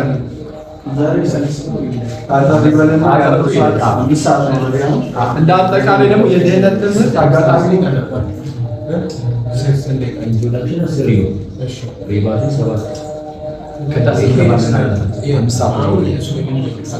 የማይጠቅም አራተው ሰዓት ገደሉ እንገባለን።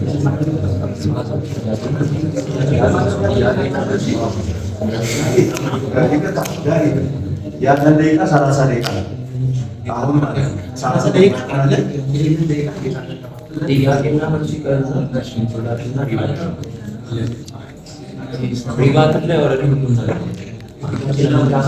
ወይ ደግሞ ጥያቄና መልስ ብቻ ይሁን።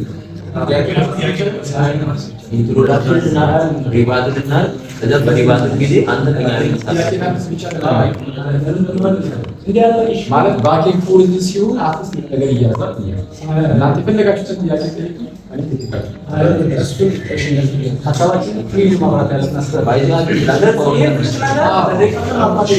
አሁንም እኮ ሰዓት እያለቀ ነው። እባካችሁ ስለዚህ 5 ደቂቃ ሰዓት 30 ደቂቃ ስለዚህ 10 ደቂቃ መስላችሁና 5 ደቂቃ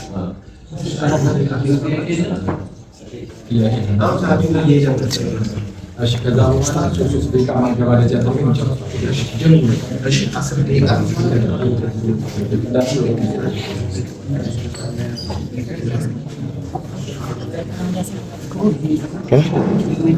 ከቅዳሴ በኋላ ትምህርት አለ።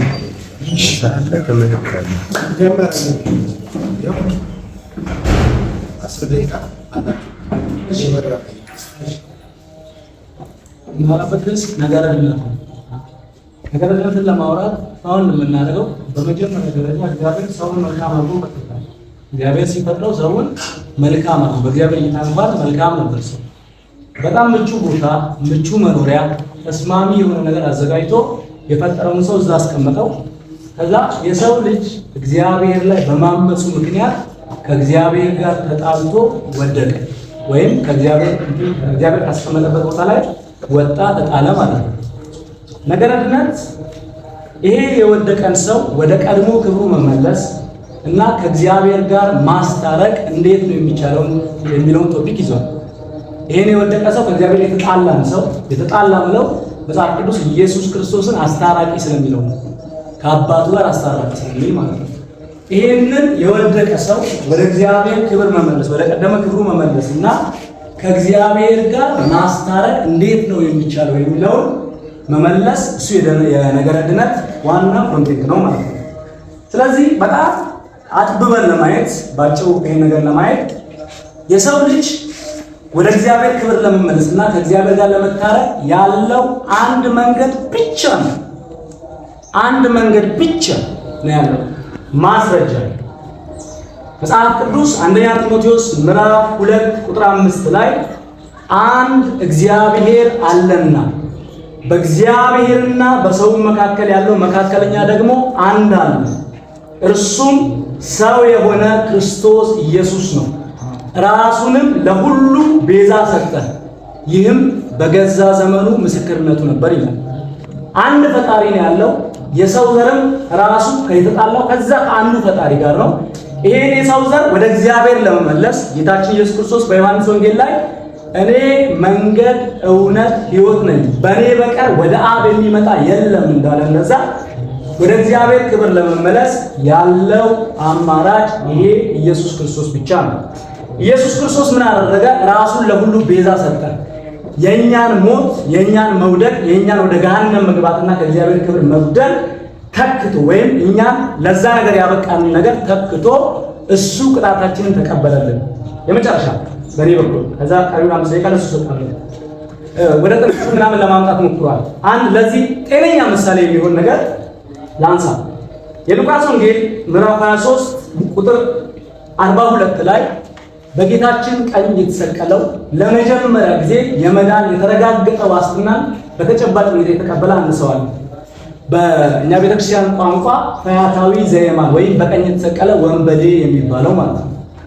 ይሄ ሰውዬ ስሙ እንደሚያሳየው ወንበዴ ነው። አይሁድ ሳይሆኑ ያሉት መጽሐፉ ራሱ ወንበዴ ነው የሚለው። ወንበዴ ነው የሚለው የተረጋገጠ ራሱን ዛሬ መሰከረው ማለት ነው። ከዛ ከጌታ ቀኝ ተሰቅሏል። አንደኛው በግራ ያለው አንተ የእግዚአብሔር ልጅ ከሆንክ አንድ ክርስቲያን ሊያምን የሚገባውን መሰረታዊ ነገር በጥርጣሬ መልክ አቅርቦ የእግዚአብሔር ልጅ ከሆንክ ራስን ከመስቀል አውርድ ይለዋል። ይሄኛው ፈያታዊ ዘየማን ወይም በቀኝ የተሰቀለው ወንበዴ ግን እንዲህ የሚል ቃል ተጠቅሟል። ሉቃስ ወንጌል 23:42 ላይ ጌታ ሆይ ያለው በመንግስትህ በመጣህ ጊዜ አስበኝ አለ። ይሄ ምን ያሳያል? ጳውሎስ የተናገረው ነው። ኢየሱስ ጌታ እንደሆነ በአፍህ ብትመሰክር እግዚአብሔርም ከሙታን እንዳስነሳው በልብ ብታምን ትድናለህ ያለውን ቃል ትድናለህ የመዳንን ትል የሚለውን ቃል ይጠቀማል። ኢየሱስ ጌታ ሆይ ብሎ ሲጠራው ኢየሱስ ጌታ ነው እያለ ነው። አንድ ተራው አይሁዳዊ ያለ ጌታ ነው እያለ ነው። በመንግስት በመጣ ጊዜ ሲል መንግስት ንጉስ ነህ እያለ ነው። ንጉስ ነህ፣ መሲህ ነህ ወይም ክርስቶስ ነህ እያለ ነው።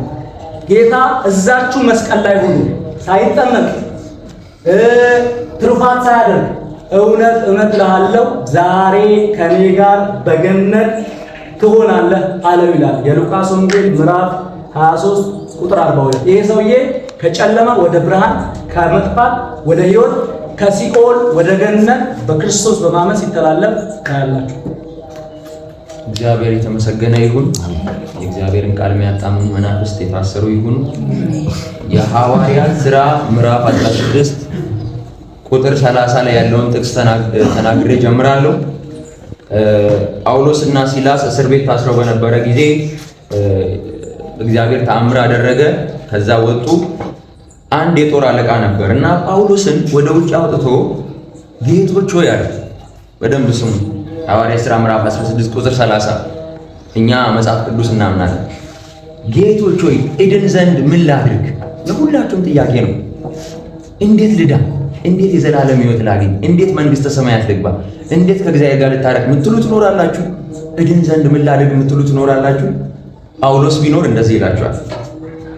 እነርሱም አላቸውም እነርሱም በጌታ በኢየሱስ ክርስቶስ እመን፣ ቁጥር 30 ነው። እመን አንተና ቤተሰቦችን ትድናላችሁ። ስለዚህ ሰው በጌታ በኢየሱስ ክርስቶስ በማመን ይድን። እዚህ ጋር ተጠመቅ፣ የሆነ ነገር አለ፣ የሆነ ነገር ስራ።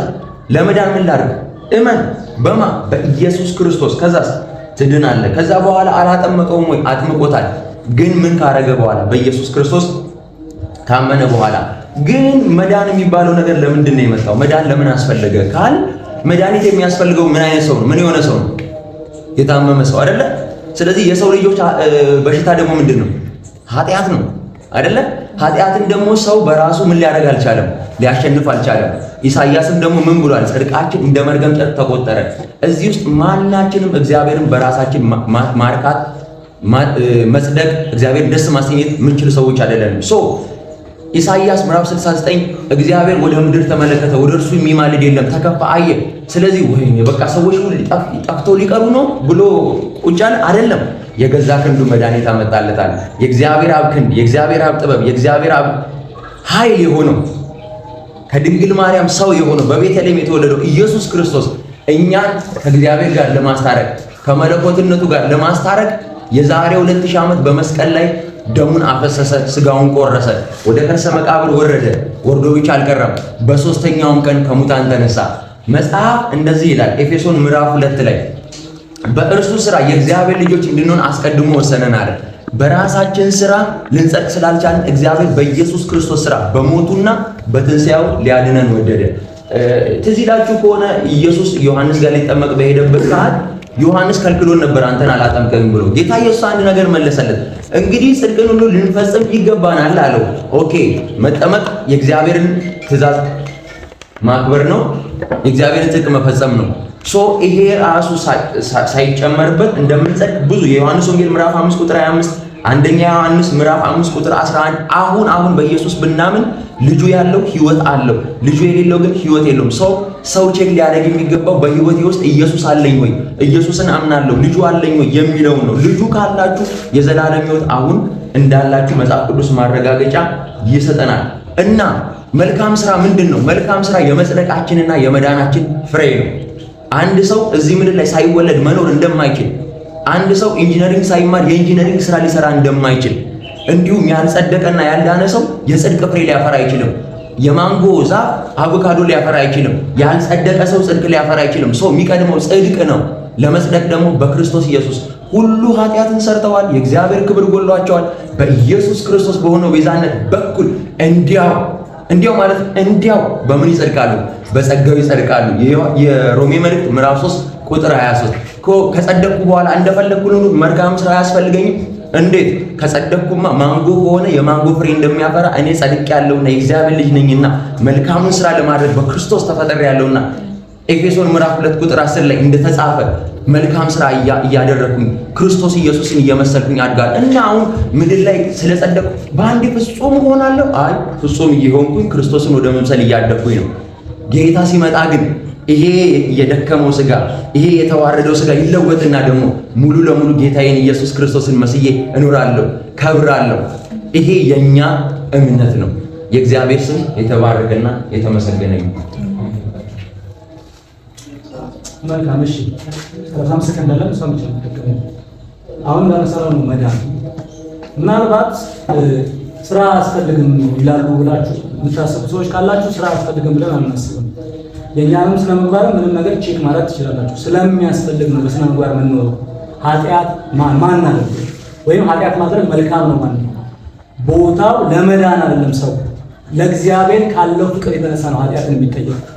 እግዚአብሔር ከዋለልን ካደረገልን ነገር ተነስተን ኃጢአትን እንጠየፋለን። ኃጢአትን የመተው ጉልበት ሲኦል ትገባለህ ከሚል ማስፈራሪያ ይልቅ ፍቅር ይበልጣል። እግዚአብሔር በብሉይ ኪዳን ይሄን ብታደርጉ ይሄ ያገኛችኋል፣ ይሄን ብታደርጉ ይሄ ያገኛችኋል ብሎ አምንቶ ከስጋ ድካም የተነሳ ያንን ማስፈጸም አልተቻለም። አሁን ግን ለእግዚአብሔር ካለን ፍቅር የተነሳ ኃጢአትን የምንተውበት መንገድ አዲስ ኪዳን አዘጋጅቷል።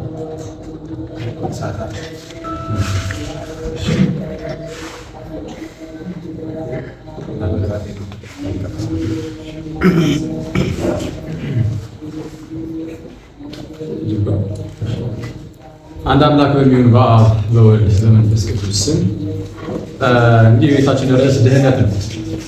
ድህነት እሺ፣ አንድ ይገባ እንደገና ጀምሯል። ቅድም ሰው መጥቶ አስቆማላ። አሁን አይ ኢየሱስ አልታፈ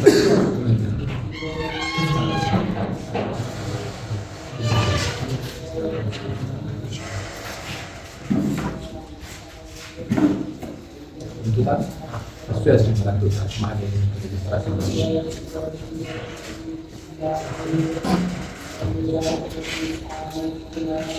እሺ እንግዲህ እንዳልኳችሁ የውይይታችን ርዕስ የድህነት ትምህርት ነው። የድህነት ትምህርት ወሳኝ ትምህርት ነው። ሰው እዚህ ትምህርት ላይ ከሳተ ድህነቱን ያጣል ባጭሩ። ይህንን እኔ ብቻ ሳልሆን ወንድሞቼ የሚሉኝ ያውቃሉ፣ ያምናሉ። የድህነት ትምህርት ላይ ከተሳተ ሰው ጥፋት ውስጥ ነው ያለው፣ ሞት ውስጥ ነው ያለው ያስባል። ስለዚህ በጥንቃቄ መሰማት አለበት። በዚህ በመጽሐፈ ምሳሌ ምዕራፍ 18 ቁጥር 17 ላይ የሚል ቃል ወደ ፍርድ አስቀድሞ የገባ ጻድቅ ይመስላል ይላል።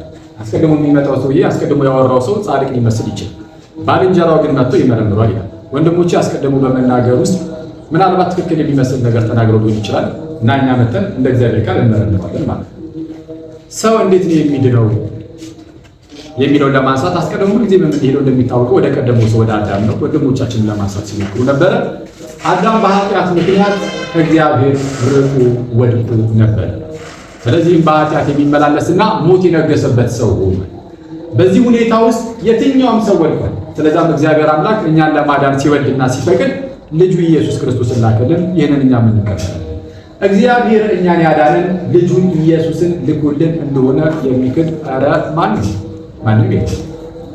አብዛኛውን ጊዜ በሌላ ቦታ ንግግሮች ሲነሱ ይህን የምንክድ አስመስሎ የማንሳት ነገር ስላለ ማለት ነው። ታዲያ ግን ክርስቶስ እኛን እንዴት አዳነን ነው? ጌታ ሰው ሆነ፣ በጽድቅ ተመላለሰ፣ ተሰቀለ፣ ሞተ፣ ተቀበረ፣ በሦስተኛው ቀን ከሙታን ተለይቶ ተነሳ። ይህ ሁሉ ነገር ይታመናል። እኛ ይህንን ድህነት የምናገኘው ከኢየሱስ ክርስቶስ ጋር አንድ በመሆኑ በደማርካችሁ ስለ ኢየሱስ እርሱ የሕያው እግዚአብሔር ልጅ ነው። ጌታችን ኢየሱስ የእግዚአብሔር ልጅ ነው። የትኛውም ሰው መጥቶ ከዚህ የእግዚአብሔር ልጅ ሆኖ ከክርስቶስ ኢየሱስ ጋር አንድ ሲሆን በክርስቶስ የተሰራው የማዳን ስራ ለሰውየው የሆነና የመቆጠር ጉዳይ ሳይሆን የምርም ገንዘብ ያደርገውና ያ ሰውዬ በክርስቶስ በኩል ድህነትን ያገኛል። ኢየሱስ የእግዚአብሔር ልጅ አይደል? ከክርስቶስ ማን ነው? ይህ ሰው የኃጢአተኛ ሰው ከክርስቶስ ጋር አንድ ሲሆን በክርስቶስ በኩል የማን ልጅ ይሆናል? እርሱ የእግዚአብሔር ልጅ ይሆናል። ስለዛ ሰው የሚድነው ከኢየሱስ ጋር ስንት በመሆን ነው? አንድ በመሆን። መጽሐፍ ስለዚህ ሲናገር ቅዱስ ጳውሎስ በሮሜ መልእክቱ ምዕራፍ 6 የሚለው ሰው የሚድነው እንዳትረሱ ከክርስቶስ ጋር አንድ በመሆን ነው። ከጌታ ጋር አንድ ሳይሆን ዝም ብሎ ተነጥሮ እንደዚህ መዳን አይቻልም። ከክርስቶስ ጋር ግን አንድ መሆኑ እንዴት ነው? በእምነት ብቻ አንድ ጥቅስ የለም። ሰው ከክርስቶስ ጋር አንድ የሚሆነው እንዴት ነው ከተባለ በእምነት በጥምቀት ማስረጃ አለ።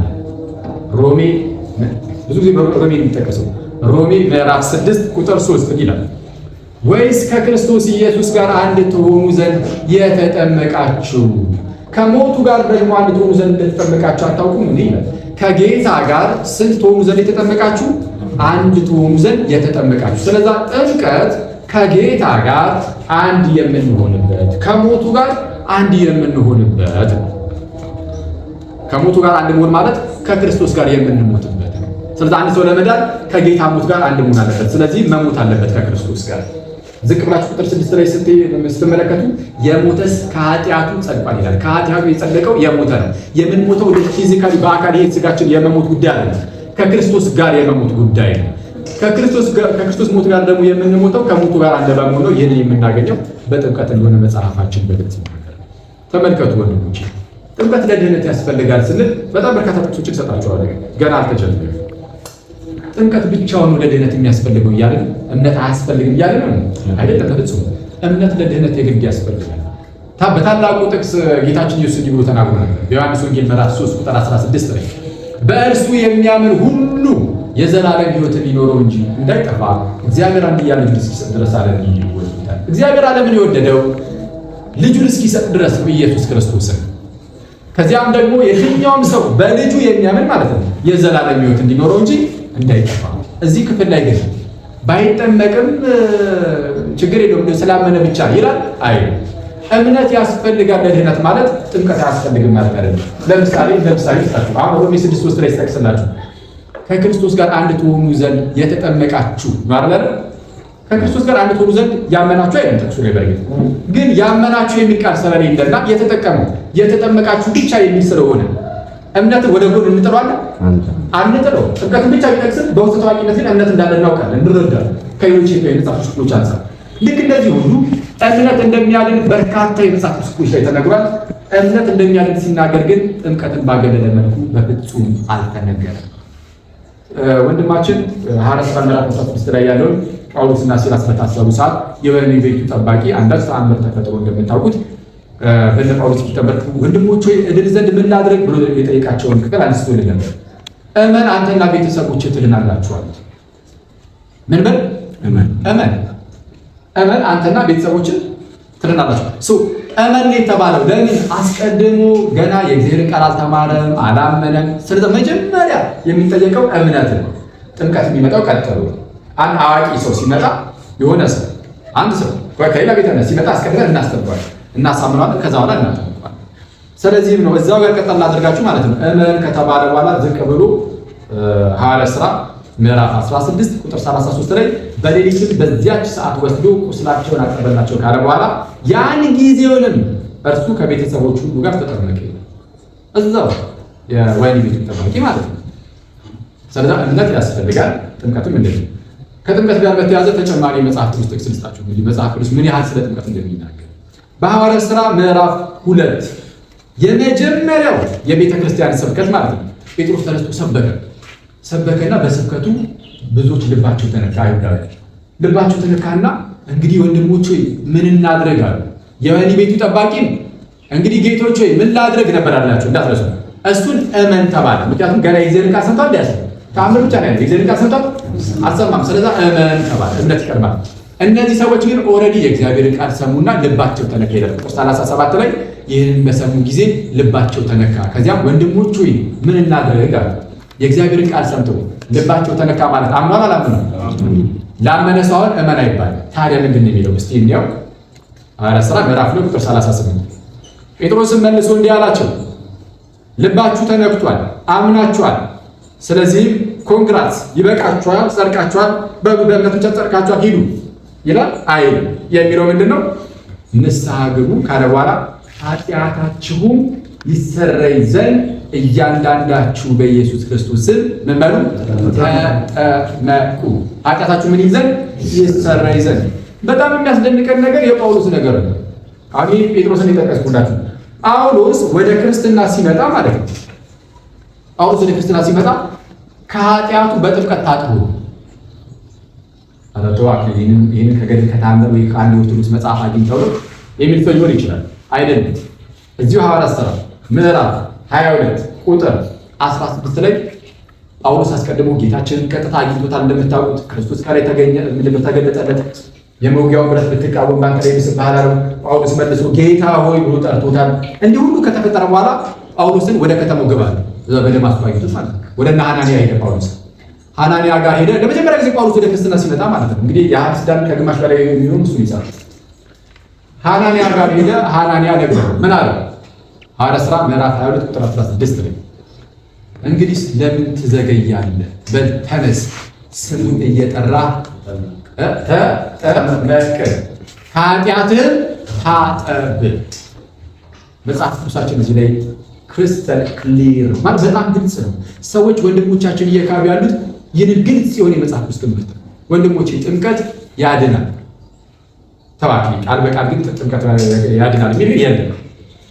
አለ ማስረጃ አንደኛ ጴጥሮስ ምዕራፍ 3 ቁጥር 21 ላይ ይህም ጥምቀት ደግሞ አሁን ምሳሌ ሆኖ ያድነናል።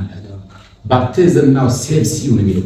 ጥምቀት አሁን ያድናችኋል። ጥምቀት ያድናል የሚል ቃል በቃል አለ።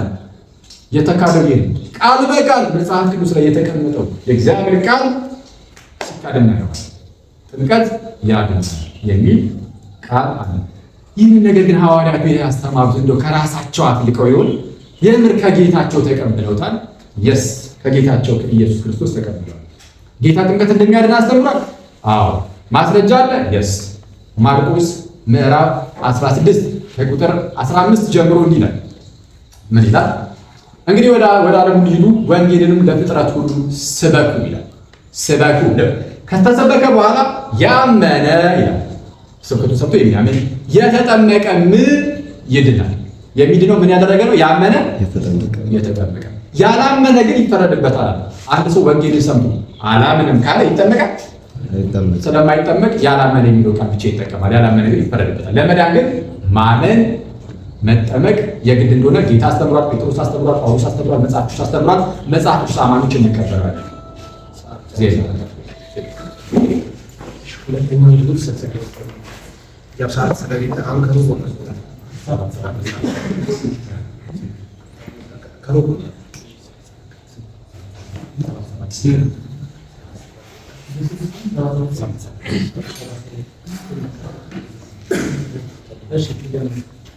እግዚአብሔር ይመስገን በጣም ደስተኛ ነኝ። እኛ ቅድም ሰው ሳይጠመቅ ሌሎች ትሩፋቶችን ያስፈልጋሉ ነገሮች ሳያደርግ ቀጥታ ወደ እግዚአብሔር መንግስት እንደሚገባ መጽሐፍ ጠቅሰን አሳይተናል። ለምሳሌ አኬ ብዙ ነገሮችን እያነሳ እንትን እያለ ሲያል ግን በጌታ ቀኝ የተሰቀለውን ወንበዴ እንዳልጠቀስኩት እንዳላነሳው አድርጎ አልፎታል።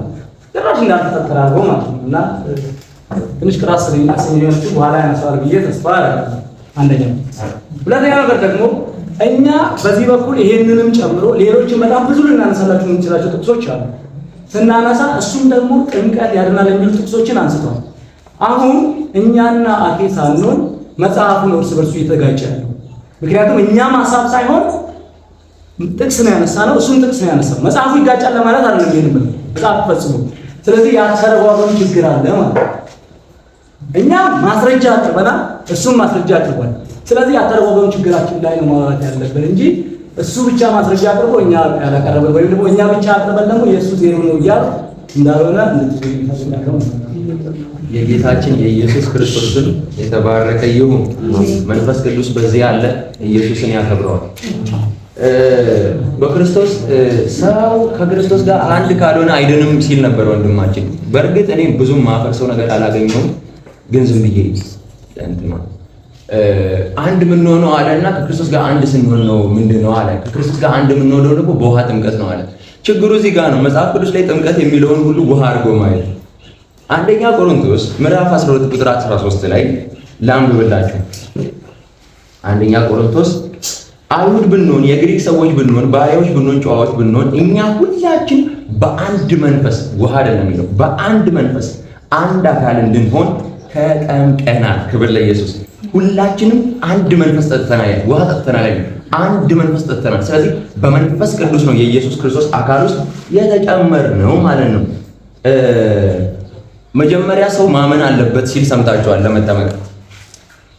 ታዲያ ሰው የሚያምነው ለመዳን ከሆነ ሲጠመቅ ሌላ የሚጨመርለት መዳን አለ እንዴ? የለም። መዳን ብቻ በቂ ነው። የኃጢአት ስርየት ጳውሎስን ጠቅሶ ወንድማችን ስሙን እየጠራ ተጠመቅ ከኃጢአት ታጠብ የሚለውን ጠቀሰ። ውሃው አይደለም ከኃጢአቱ ያጠበው የጠራው ስሙ። የሐዋርያት ሥራ ምዕራፍ 10 ቁጥር 43 መልስ አለ። የሐዋርያት ሥራ ምዕራፍ 10 ቁጥር 43 እንደዚህ ይላል፣ በእርሱም የሚያምን ሁሉ በስሙ የኃጢአቱን ስርየት እንዲቀበል ነቢያት ሁሉ ይመሰክሩለታል። በምኑ? በስሙ የኃጢአቱን ስርየት። በውሃ መጠመቁ አይደለም፣ ስሙን እየጠራ መጠመቁ። ስሙ ነው ከኃጢአት ያነሳው። ምን የሚለው ስም? ኢየሱስ የሚለው ስም፣ መድኃኒት የሚለው ስም። ክብር ለዚህ ስም ይሁን። ደስ የሚል ስም። ጴጥሮስን ጠቅሷል። ጴጥሮስን እየጠቀሰ ነበር። እዛ ቦታ ላይ የኖህን ታሪክ ያነሳል። ልብ አድርጉ። ኖህ በመርከብ ከውሃው ዳነ ወይስ ውሃው ከመርከብ አዳነ? በመርከብ ከውሃው ዳነ። ምሳሌ ሆኖ ያድነናል ነው የሚለው እዚህ ጋር። ምሳሌ ሆኖ ያድነናል። ይህም ደግሞ የበጎ ሕሊና ልመና። ይሄ ሁሉ ደቂቃ አለ። ይሄም የበጎ ሕሊና ልመና ነው። ይሄም ደግሞ በክርስቶስ ትንሣኤ ነው ይላል። አንድ ጥያቄ፣ ይሄን ታሪክ ሁላችሁም ታውቁታላችሁ። በጣም ረጋ ብዬ ልናገር ስለ ኖህ። ኖህ ከጥፋት ውሃ ዳነ ወይስ ውሃው ዳነ? መልሱልኝ። ከጥፋት ውሃ በመርከብ ውስጥ ገብቶ ዳነ ወይስ ውሃ ዳነ? ሁለቱም። ኖህ መርከብ ውስጥ ገብቶ ከጥፋት ውሃ ዳነ ወይስ ውሃው አዳነ? ሁለቱም ሊባል ይችላል። ይኸውላችሁ እንግዲህ በኖህ መርከብ ውስጥ ገብቶ ኢየሱስ አዳነ ማለት መርከብ ውስጥ ገብቶ ኖህና ቤተሰቡ እንስሳት እንደተረፉ ነው መጽሐፍ ቅዱስ የሚናገረው። ዘፍጥረት ምዕራፍ 8 ምዕራፍ 9 ማየት ትችላላችሁ። በዚህ ጥቅስ ከሆነ ጥምቀት ያድነናል የሚለው እነዚህ ሰዎች ስደት እየደረሰባቸው ስለሆነ ሰዎች ደግሞ በዛ ጊዜ በግልጥ በተገለጠ ሁኔታ በልባቸው ያመኑትን ጌታ በውሃ ጥምቀት ስለሚመሰክሩ ከዛ በኋላ ያ ዓለም እነዚህ ሰዎች ከዚህ በኋላ ይጠጣሉ፣ ይሰክራሉ፣ ይዘሙት እንደኛ ማለት ነው ብሎ አይጠብቅም። ለምን? ከዛ ዓለም በጥምቀት መስክረው ስለዳኑ ማለት ነው። ሌላው ደግሞ ብዙ ደቂቃ ስላለ በጣም እንትን እንዳለ ብለን አንድ ሊጨምር በጣም ጥሩ አጋጣሚ ስለሆነ ሮሜ ምዕራፍ 3 ቁጥር 23 ጀምሮ እስከ 26 ያለው ክፍል ቅድም መዳን የሚለውን ነገር አኬ ሲሰራ ቀጥታ ጥምቀት ላይ ሰብቶታል። በቃ ጥምቀት የሚባል ነገር ውስጥ ሙሉ ከቶታል። መዳን ወደ እግዚአብሔር ክብር መመለስ ከእግዚአብሔር ጋር መታረቅ የሚለውን ሀሳብ ጥምቀት ጋር ቀጥታ ወስዶ ለጥፎታል። ወንድማችን ማለት ለማለት ቸግረኛል መምህራኬ ሲያነሳ ማለት ነው። ወንድምነት በጣም ትልቅ ማለት ሲሆን መጽሐፍ ቅዱስ ላይ ሮሜ ምዕራፍ 3 ቁጥር 23 ጀምሮ እስከ 26 እንዲህ ይላል፣ ሁሉ ኃጢአትን ሰርተዋልና የእግዚአብሔር ክብር ጎሏቸዋል ይላል። መውደቅ ይሄ ነው። ሁሉ ኃጢአትን ሰርተዋልና የእግዚአብሔር ክብር ጎሏቸዋል፣ በኢየሱስ ክርስቶስ በሆነው ቤዛነት በኩል እንዲያው በጸጋው ይጸድቃሉ ይላል። ኢየሱስ ክርስቶስ መስቀል ላይ በሰራው የቤዞት ስራ እንዲያው በጸጋው ይጸድቃሉ ይላል። ከዛ እርሱንም ይላል ያንን ሰው እንዴት ሊያገኝ ብሎ መጠየቁ አይቀርም። አሁን እንዴት ላገኝ ሲል መምህራኬ ያለው ተጠምቆ ያገኘዋል ነው ያለው፣ በጥምቀት ያገኘዋል ነው። መጽሐፉ ግን የሚለው እርሱንም ይልና እግዚአብሔር በእምነት የሚገኝ በደሙም የሆነ ማስተስሪያ አድርጎ አቆመው ይላል። የኢየሱስ ክርስቶስ የመስቀል ላይ የቤዞት ስራ የሚገኘው ሰው ኢየሱስ ክርስቶስ የሞተው ለኔ ኃጢአት ነው ብሎ ሲያምን ነው። ቀጥታ በእምነት የሚገኝ በደሙም የሆነ ማስተስሪያ አድርጎ አቆመው። ይህም በፊት የተደረገውን ኃጢአት በእግዚአብሔር ችሎታ ስለመተው ጽድቁን ያሳይ ዘንድ ነው። ራሱን ጻድቅ እንዲሆን እዚህም ላይ አስምሩልኝ፣ በኢየሱስም የሚያምነውን እንዲያጸድቅ አሁን በዚህ ዘመን ጽድቁን ያሳይ ዘንድ ነው ይላል። በእምነት የሚገኝ ነው። ሲቀጥል ደግሞ መጽሐፉ የሚለው በኢየሱስ የሚያምነውን እንዲያጸድቅ። ስለዚህ መጽሐፍ ስለሚል የትኛውም ሰው ፊት የትኛውም አደባባይ ላይ ሳናፍር ሰው ኢየሱስ ክርስቶስ መስቀል ላይ ተገርፎ ተንገላቶ ተዋርዶ በችንካር ተቸንክሮ ተሰውቶ የከፈለውን ዋጋ ለኔ ነው ብሎ ሲያምን እግዚአብሔር ያንን ሰው ጻድቅ ይለዋል።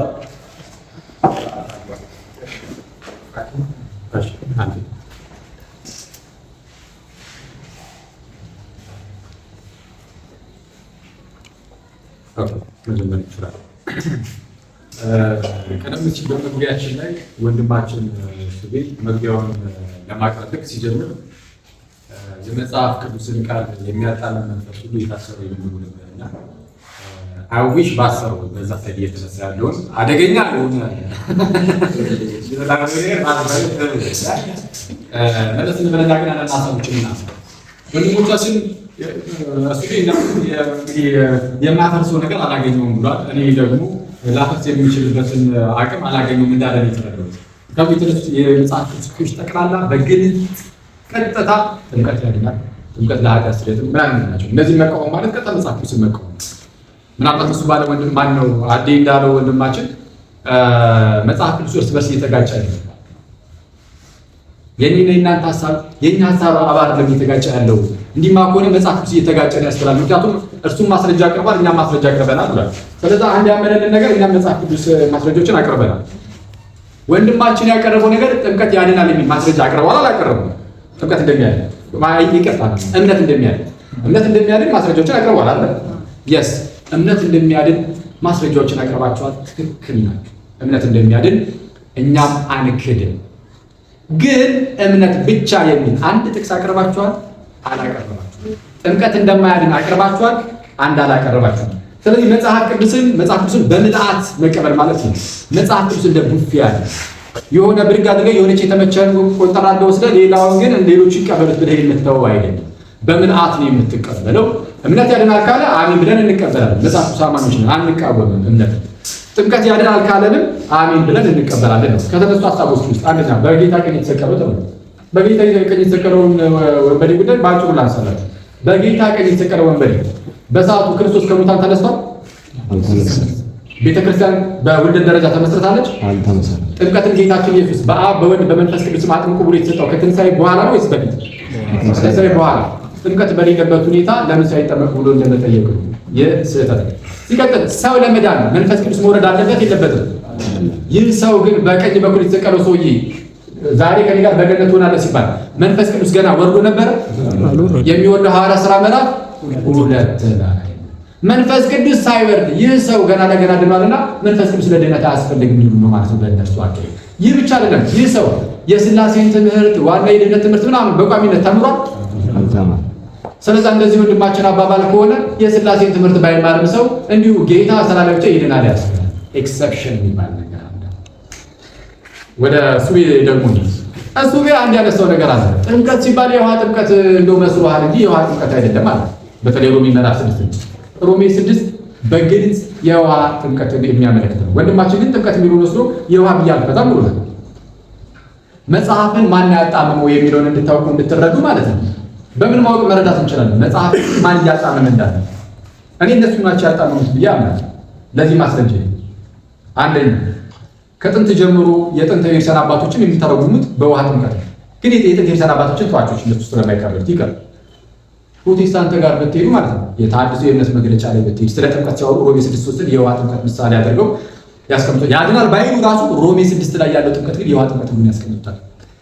ሙሉ የመጽሐፍ ቅዱስ ትርጓሜ ያለ የፕሮቴስታንቶችን አዲሱ መደበኛ ትርጉም የፕሮቴስታንቶች የመጽሐፍ ቅዱስ ትርጓሜ እያንዳንዱ ላይ ፉትኖቱ የሄዳጉ ላይ ማለት ነው ማብራሪያ ይሰጣሉ። ማብራሪያ ሲሰጡ የፕሮቴስታንቶች ሳይቀር ሮሜ 6ን የውሃ ጥምቀት አድርገው ያስቀምጡታል። አንተ ግን የውሃ ጥምቀት አይደለም ብለሃል። መጽሐፍ ቅዱስን የሚያጣምም መንፈስ የታሰረ ይሁን ብሎ ነበር። አልታሰረም።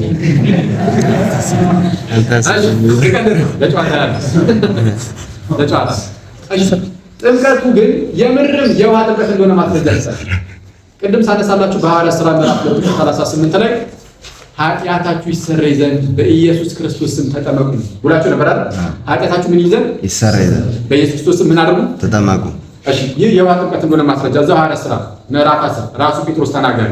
ቁጥር 47 ላይ የቆርኔሌዎስን ታሪክ ታስታውሰዋል። መንፈስ ቅዱስ ወረደ፣ አሕዛብ ስለሆኑ አስቀድሞ ምልክትን ይሰጥ ዘንድ መንፈስ ወረደላቸው። ከዛ በኋላ እነዚህ ሰዎች ግዴታ በእምነት ውስጥ ሆነው መጠመቅ ነበረባቸውና ጴጥሮስ እንደዚህ ብሎ ተናገረ። በዚያን ጊዜ ጴጥሮስ መልሶ እነዚህ እንደኛ ደግሞ መንፈስ ቅዱስን የተቀበሉ እንዳይጠመቁ ውሃን ይከለክላቸው ዘንድ የሚችል ማን ነው አለ። ምን ይከለክላቸው ዘንድ? ውሃን አረና ከተቀጠላሉ የሚል ጥሩ ነው። እያንዳንዱ በኢየሱስ ክርስቶስ ስም ተጠመቁ። በኢየሱስ ክርስቶስ ስም መጠመቅ ማለት በውሃ መጠመቅ ነው። ይህ በኢየሱስ ክርስቶስ ስም መጠመቅ ደግሞ ለኃጢአት ስርየት እንደሆነ ራሱ ጴጥሮስ በሐዋርያት ሥራ ምዕራፍ 38 ላይ የተናገረው ነገሮች አሉ። ሌላ አንድ ያነሳው ነገር አለ። አይ እንደው ጳውሎስ ከኃጢአቱ የታጠበው የጌታን ስም በመጥራት ነው እንጂ በጥምቀቱ አልታጠበም ብሏል። ሐዋርያት ሥራ ምዕራፍ 20 ቁጥር 16 ላይ አሁንስ ለምን ትዘገያለህ? ተነስ፣ ስሙን እየጠራ ምን አድርግ? ተጠመቅ፣ ከኃጢአትን ታጠብ። አሁን ማነው ጳውሎስ እንዲያደርገው የታዘዘው በድርጊት ደረጃ ማለት ነው። አስቀድሞ ጌታችን ኢየሱስ ምንድነው ልታደርገው የሚገባህን ነገር ይነግሩሃል ብሎ ነበር ይላል። ወደ ሐናንያ ምንድነው ይላል? ልታደርገው የሚገባህን ይነግሩሃል ብሎ ነበር ይላል። ሊያደርገው የሚገባው ነገር የተነገረው ምንድነው ከተባለ ተጠመቅ፣ ስሙን እየጠራ ምን አድርግ? ከኃጢአትን ታጠብ።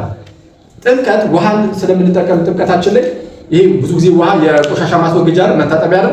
የጥምቀት ውሃ ግን ከኃጢአት መታጠቢያ ነውና ሉትሮን ይሏል። በነገራችን ላይ ግሪኩም ከጥንትም ጀምሮ የጥምቀት ሌላ መጠሪያ ስሙ እጥበት የሚል የጥምቀት ስሙ በነገራችን ላይ ሌላ መጠሪያ ስሙ ሉትሮን እጥበት ማለት ነው። ልክ የቱ ጋር እንዳለው በቲቶ ምዕራፍ 3 ቁጥር 5 ላይ ጳውሎስ እንዲህ ይላል፣ እንደ ምሕረቱ መጠን ለአዲስ ልደት በሚሆነው መታጠብ፣ ለአዲስ ልደት ለዳግም ልደት ነው ማለት ነው በሚሆነው መታጠብና በመንፈስ ቅዱስ በመታደስ አዳነን እንጂ ብሎ እንደሚናገረው ለአዲስ ልደት የሚሆን መታጠብ ይላል። ዳግም ልደት ዳግመኛ ልደት በውሃ ነው።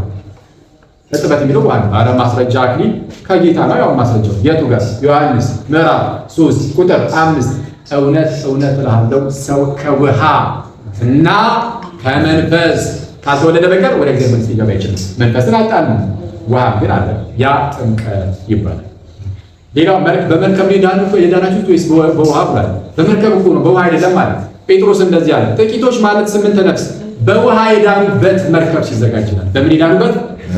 በውሃ እንዴት የዳኑት? ውሃው የጥፋት ውሃ ማለት ነው። ሌላውን ዓለም አጥፍቶ እነሱን ከዛ ከጥፋት ዓለም ነፃ አውጥቷቸዋልና በዚህ መልኩ አድናቸዋል። ሁለተኛውን ዙር ተሳካው ጨርሰናል። አሁን ማጠቃለያ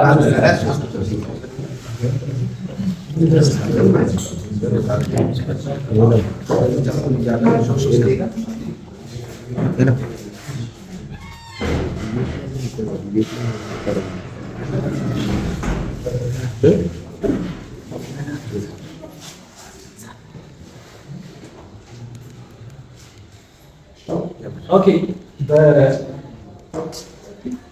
በመምህራን ድምዳሜ መሰረት በጌታ ቀኝ የተሰቀለው ወንበዴ ከትንሣኤ በፊት ስለሆነ ጥምቀት ስላልተጀመረ መንፈስ ቅዱስ ስላልወረደ አልዳነም።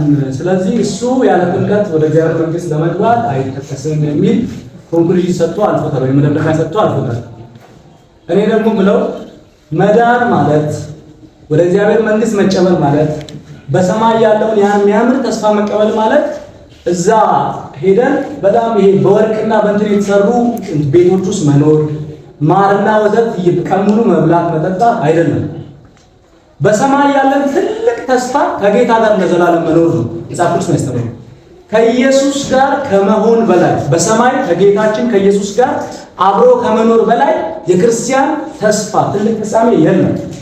ስለዚህ ይሄ ሰውዬ በክርስቶስ ኢየሱስ ሲያምን እውነት እልሃለሁ ዛሬ ከኔ ጋር በገነት ትሆናለህ። የዳነ ሰው መጨረሻው ከጌታ ጋር በገነት መኖር ነው። ከጌታ ጋር በገነት መኖር ነው። ስለዚህ እንዲህ ያለ ዕድል የተሰጠውን ሰውዬ በጌታ ቀጥተኛ ተስፋ የተሰጠውን ሰውዬ ወንድማችን መምህራችን ተሳስቶ ልምር ይሄ ሰውዬ አልዳነም የሚል መደምደሚያ ሰጥቷል ማለት ነው። እና ይሄ ወንድ እግዚአብሔር ታና ምሳሌ ባበር የሚል ምን ሰጣለው ማለት ነው። እሺ እግዚአብሔር የተመሰገነ ይሁን። ሁላችንም በሰማያት እንገናኝ ነው መሻታችን። ጌታ ኢየሱስ ሲመጣ አብረን እንድንሄድ አብረን እንድንኖር መጽሐፍ ቅዱስ ላይ የተጻፈው እውነት ይሄ ስለሆነ እና እኛ አንድ ነገር እንድታምኑ የምንፈልገው የውሃ ጥምቀትን እናምናለን፣ በዚህ እንቀበላለን፣ እናጠምቃለን።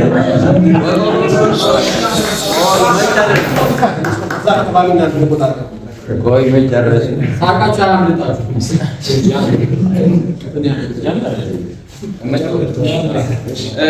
የውሃ ጥምቀት አያድንም እንላለን፣ ግን ደግሞ ያመነ ሰው መጠመቅ አሁን ይሄን ሳሰሙ ይሰራል እና ያመነ ሰው ግን ይጠመቃል። ያመነ እምነት ይቀድማል፣ እምነት ያድናል። ያመነ ሰውዬ ደግሞ አክት ያደርጋል፣ ይጠመቃል፣ ለጌታ ትእዛዝ ይገዛል። እምነት ብቻ የሚል ጥቅስ አላቀረባችሁም ሲል ነበርና በእምነት እንደሚዳን በኢየሱስ ክርስቶስ የሚያምን በእግዚአብሔር ሀለወተ እግዚአብሔር በስላሴ የሚያምን እንደሚድን መጽሐፍ ቅዱስ ሁሉ ኢንታየር ባይብል እንዳለ አሳይተናል። ይሄ ምን አይነት ጥያቄ መሰላችሁ? ለምሳሌ የኢትዮጵያ ጠቅላይ ሚኒስትር ማን ነው ብላችሁ አብይ ብቻ ማለት አይጠበቅባችሁም። ኦልሬዲ አብይ ብቻ እንደሆነ ይታወቃል ጠቅላይ ሚኒስትሩ። እምነት ካለ እምነት ብቻ የሚል ቃል መጥቀስ አይጠበቅብንም። እምነት እንደሚያድን መጽሐፍ ቅዱስ ተናግሯልና ወደዚህ እውነት እንድንመለስ እንድንታደስ መጽሐፍ ቅዱስ በየቤታችን እንድናነብ ለጌታችን ለመድኃኒታችን ለኢየሱስ ክርስቶስ እንድንገዛ ከኃጢአት ሁሉ እንድንለይ እኔ እመክራችኋለሁ። ተባረኩ። እና እንወዳችኋለን። በጥላቻ ሁሉ ነገር ያወራል። ሁላችሁም በጣም በቅንነት ያወራል። እሺ ሰዓታቸው አሁን ያለው እሺ መጀመር እንችላለን። እንግዲህ እየተሰጠን ያለው 3 ደቂቃ ነው። እውነቱን ለመናገር አጭር ደቂቃ ነው፣ ግን ወንድሞቻችን 3 ደቂቃ የሚናገሩት ነገር ያገኙ አይመስልም። ከታላቅ ይቅርታ እና ለኔ ይጨምራል። እሺ እንግዲህ ዛሬ እንዳየን ጥምቀት ለድህነት ለኃጢአት ስርየት ነው ወይስ አይደለም የሚለው ማለት አሻንም አይደለም። ግልጽ የሆነውን የቤተ ክርስቲያን ትምህርት የመጽሐፍ ቅዱስ ትምህርት አይተናል። ጥምቀት የስ ለኃጢአት ስርየት ለድህነት ነው። እምነት ግን አያድንም ያላለ እምነት የስ ለድህነት ነው። አሁን ወንድሜ ሱቤ አንስቶ ምን አለ? አብይ የዚች ሀገር ጠቅላይ ሚኒስትር ነው ለማለት የሱን ጠቅላይ ሚኒስትርነት ለመናገር አብይ ብቻ ማለት አይጠበቅብኝም ብሏል። ያው አብይ ብቻውን እንደሆነ ስለሚታወቅ አብይ ብቻውን እንደሆነ ይታወቃል። እምነት ግን ብቻውን እንደሆነ አይታወቅም። እናንተ ናችሁ የምታውቁት እሱ። ለዛ ነው እምነት ብቻ የሚል አምጥ ያለው። ምክንያቱም መጽሐፍ ቅዱሳችን በእምነት ድህነት እንደሚገኝ ሁሉ በጥምቀትም የኃጢአት ስርየት እንደሚገኝ በግልጽ ቃል በቃል ከነገረን አሜን ብሎ መቀበል ነው። እኔ እሱ አሁን እዚህ ጋር አንድ የተናገረው ደስ በጣም ወዶ አንድ ተስፋ አለኝ። እኔ ከዚህ በፊት ስንገናኝ ነገራችሁ እኔ ትልቁ ተስፋችን ጌታችንን መጠበቅ ከጌታችን ጋር ነው። ልክ በዮሐንስ ወንጌል ምዕራፍ 14 ቁጥር 3 ላይ ተመልሼ እመጣለሁ ከዚያም ወስዳችኋለሁ ብሏል ጌታ ኢየሱስ። እና ይሄ ትልቁ ተስፋችን እና እሱ ይሄንን ነገር አነሳውና ያው እንድንሄድ ነው ምናምን አለ። ደስ ይላል፣ ግን እሱ ቤት ትሄዳለህ ወይ ነው። ምክንያቱም ለምን መሰለህ ከጌታ ጋር ለመሄድ የጌታን ትምህርት መቀበል ያስፈልጋል። ጌታችንና መድኃኒታችን ኢየሱስ መጥቶ የሚወስደው በትምህርቱ ያመኑትን ቃሉን የተቀበሉትን ጌታ ያመነ የተጠመቀ ይድናል እያለ አንተ ግን አይ ጥምቀት ለድነት አይደለም ካል ይጥሉን እንሂድ። ጌታችን ኢየሱስ ሰው ከውሃ እና ከመንፈስ ካልተወለደ በቀር ወደ እግዚአብሔር መንግሥት ሊገባ አይችልም ብሎ ቃል በቃል ከውሃ እያለ እየተናገረ የለም ጥምቀት ለዳግም ልደት አያስፈልግም ካል ከጌታ ጋር ትቆራረጣለህ። አንዴ በቀኝ የተሰቀለውን ሰው አንስቶ ጭራሽ አንዳንድ ብሏል ብሎናል። በቀኝ የተሰቀለው ሰው አንዳንድ ማለት ነው። ቅዳሴያችን ላይ ጭራሽ ምንድነው በቀኝ የተሰቀለው መንበዴ እንዳማርከው እኛንም ማረን እያልን የምንጸልይ ድንቅ ህዝብ፣ ድንቅ የእግዚአብሔር ህዝብ ነገራችን የሚያስደንቅ ህዝብ ነው። ይሄ እያልን ያለነው ምንድነው? አዎ ይማር ግን ሲልን ኤክሰፕሽናል በሆነ መንገድ ነው። ይህ ሰው መንፈስ ቅዱስ ሳይወርድ በፊት ነው ይላል። ይህ ሰው የሥላሴ ትምህርት እንኳን ሳይማር በፊት ነው ይላል። ጌታ እርሱ ባወቀ ይህን ሰው አዳነ። ጥምቀትን ከመሰጠቱ በፊት ስለሆነ ማለት ነው። ይህንን ኤክሰፕሽናል የሆነ ነገር ይዘህ ግን የሆነ ሰው የሥላሴ ትምህርትን ባይማር ይድናል ወደ ማለት ሊያንደረድር ይችላል። መንፈስ ቅዱስ ባይወርድም ሰው መዳን ይችላል ወደሚል የመንፈስ ቅዱስ ክህደት ውስጥ ሊወርድ ይችላል። ስለዚህ ከዛ አንጻር ነው አንዳችን ያነሱት ነገር እውነቱን ለምናገር ብቻዬን እንዳስተማርኩት ነው። ለዚህ እኔ ቢያንስ መሳቃቸውን እናደንቃለን እና እግዚአብሔር ይመስገን እና ቆይ ጋይስ አንድ ስለዚህ የምንለው ነገር ከዚህ የስተት ትምህርታችሁ ብትመለሱ አማረ ሚስጥራት ላይ ነውና የካዳችሁት የኦርቶዶክስን ቋሚ ትምህርት ክዳችኋል ነው።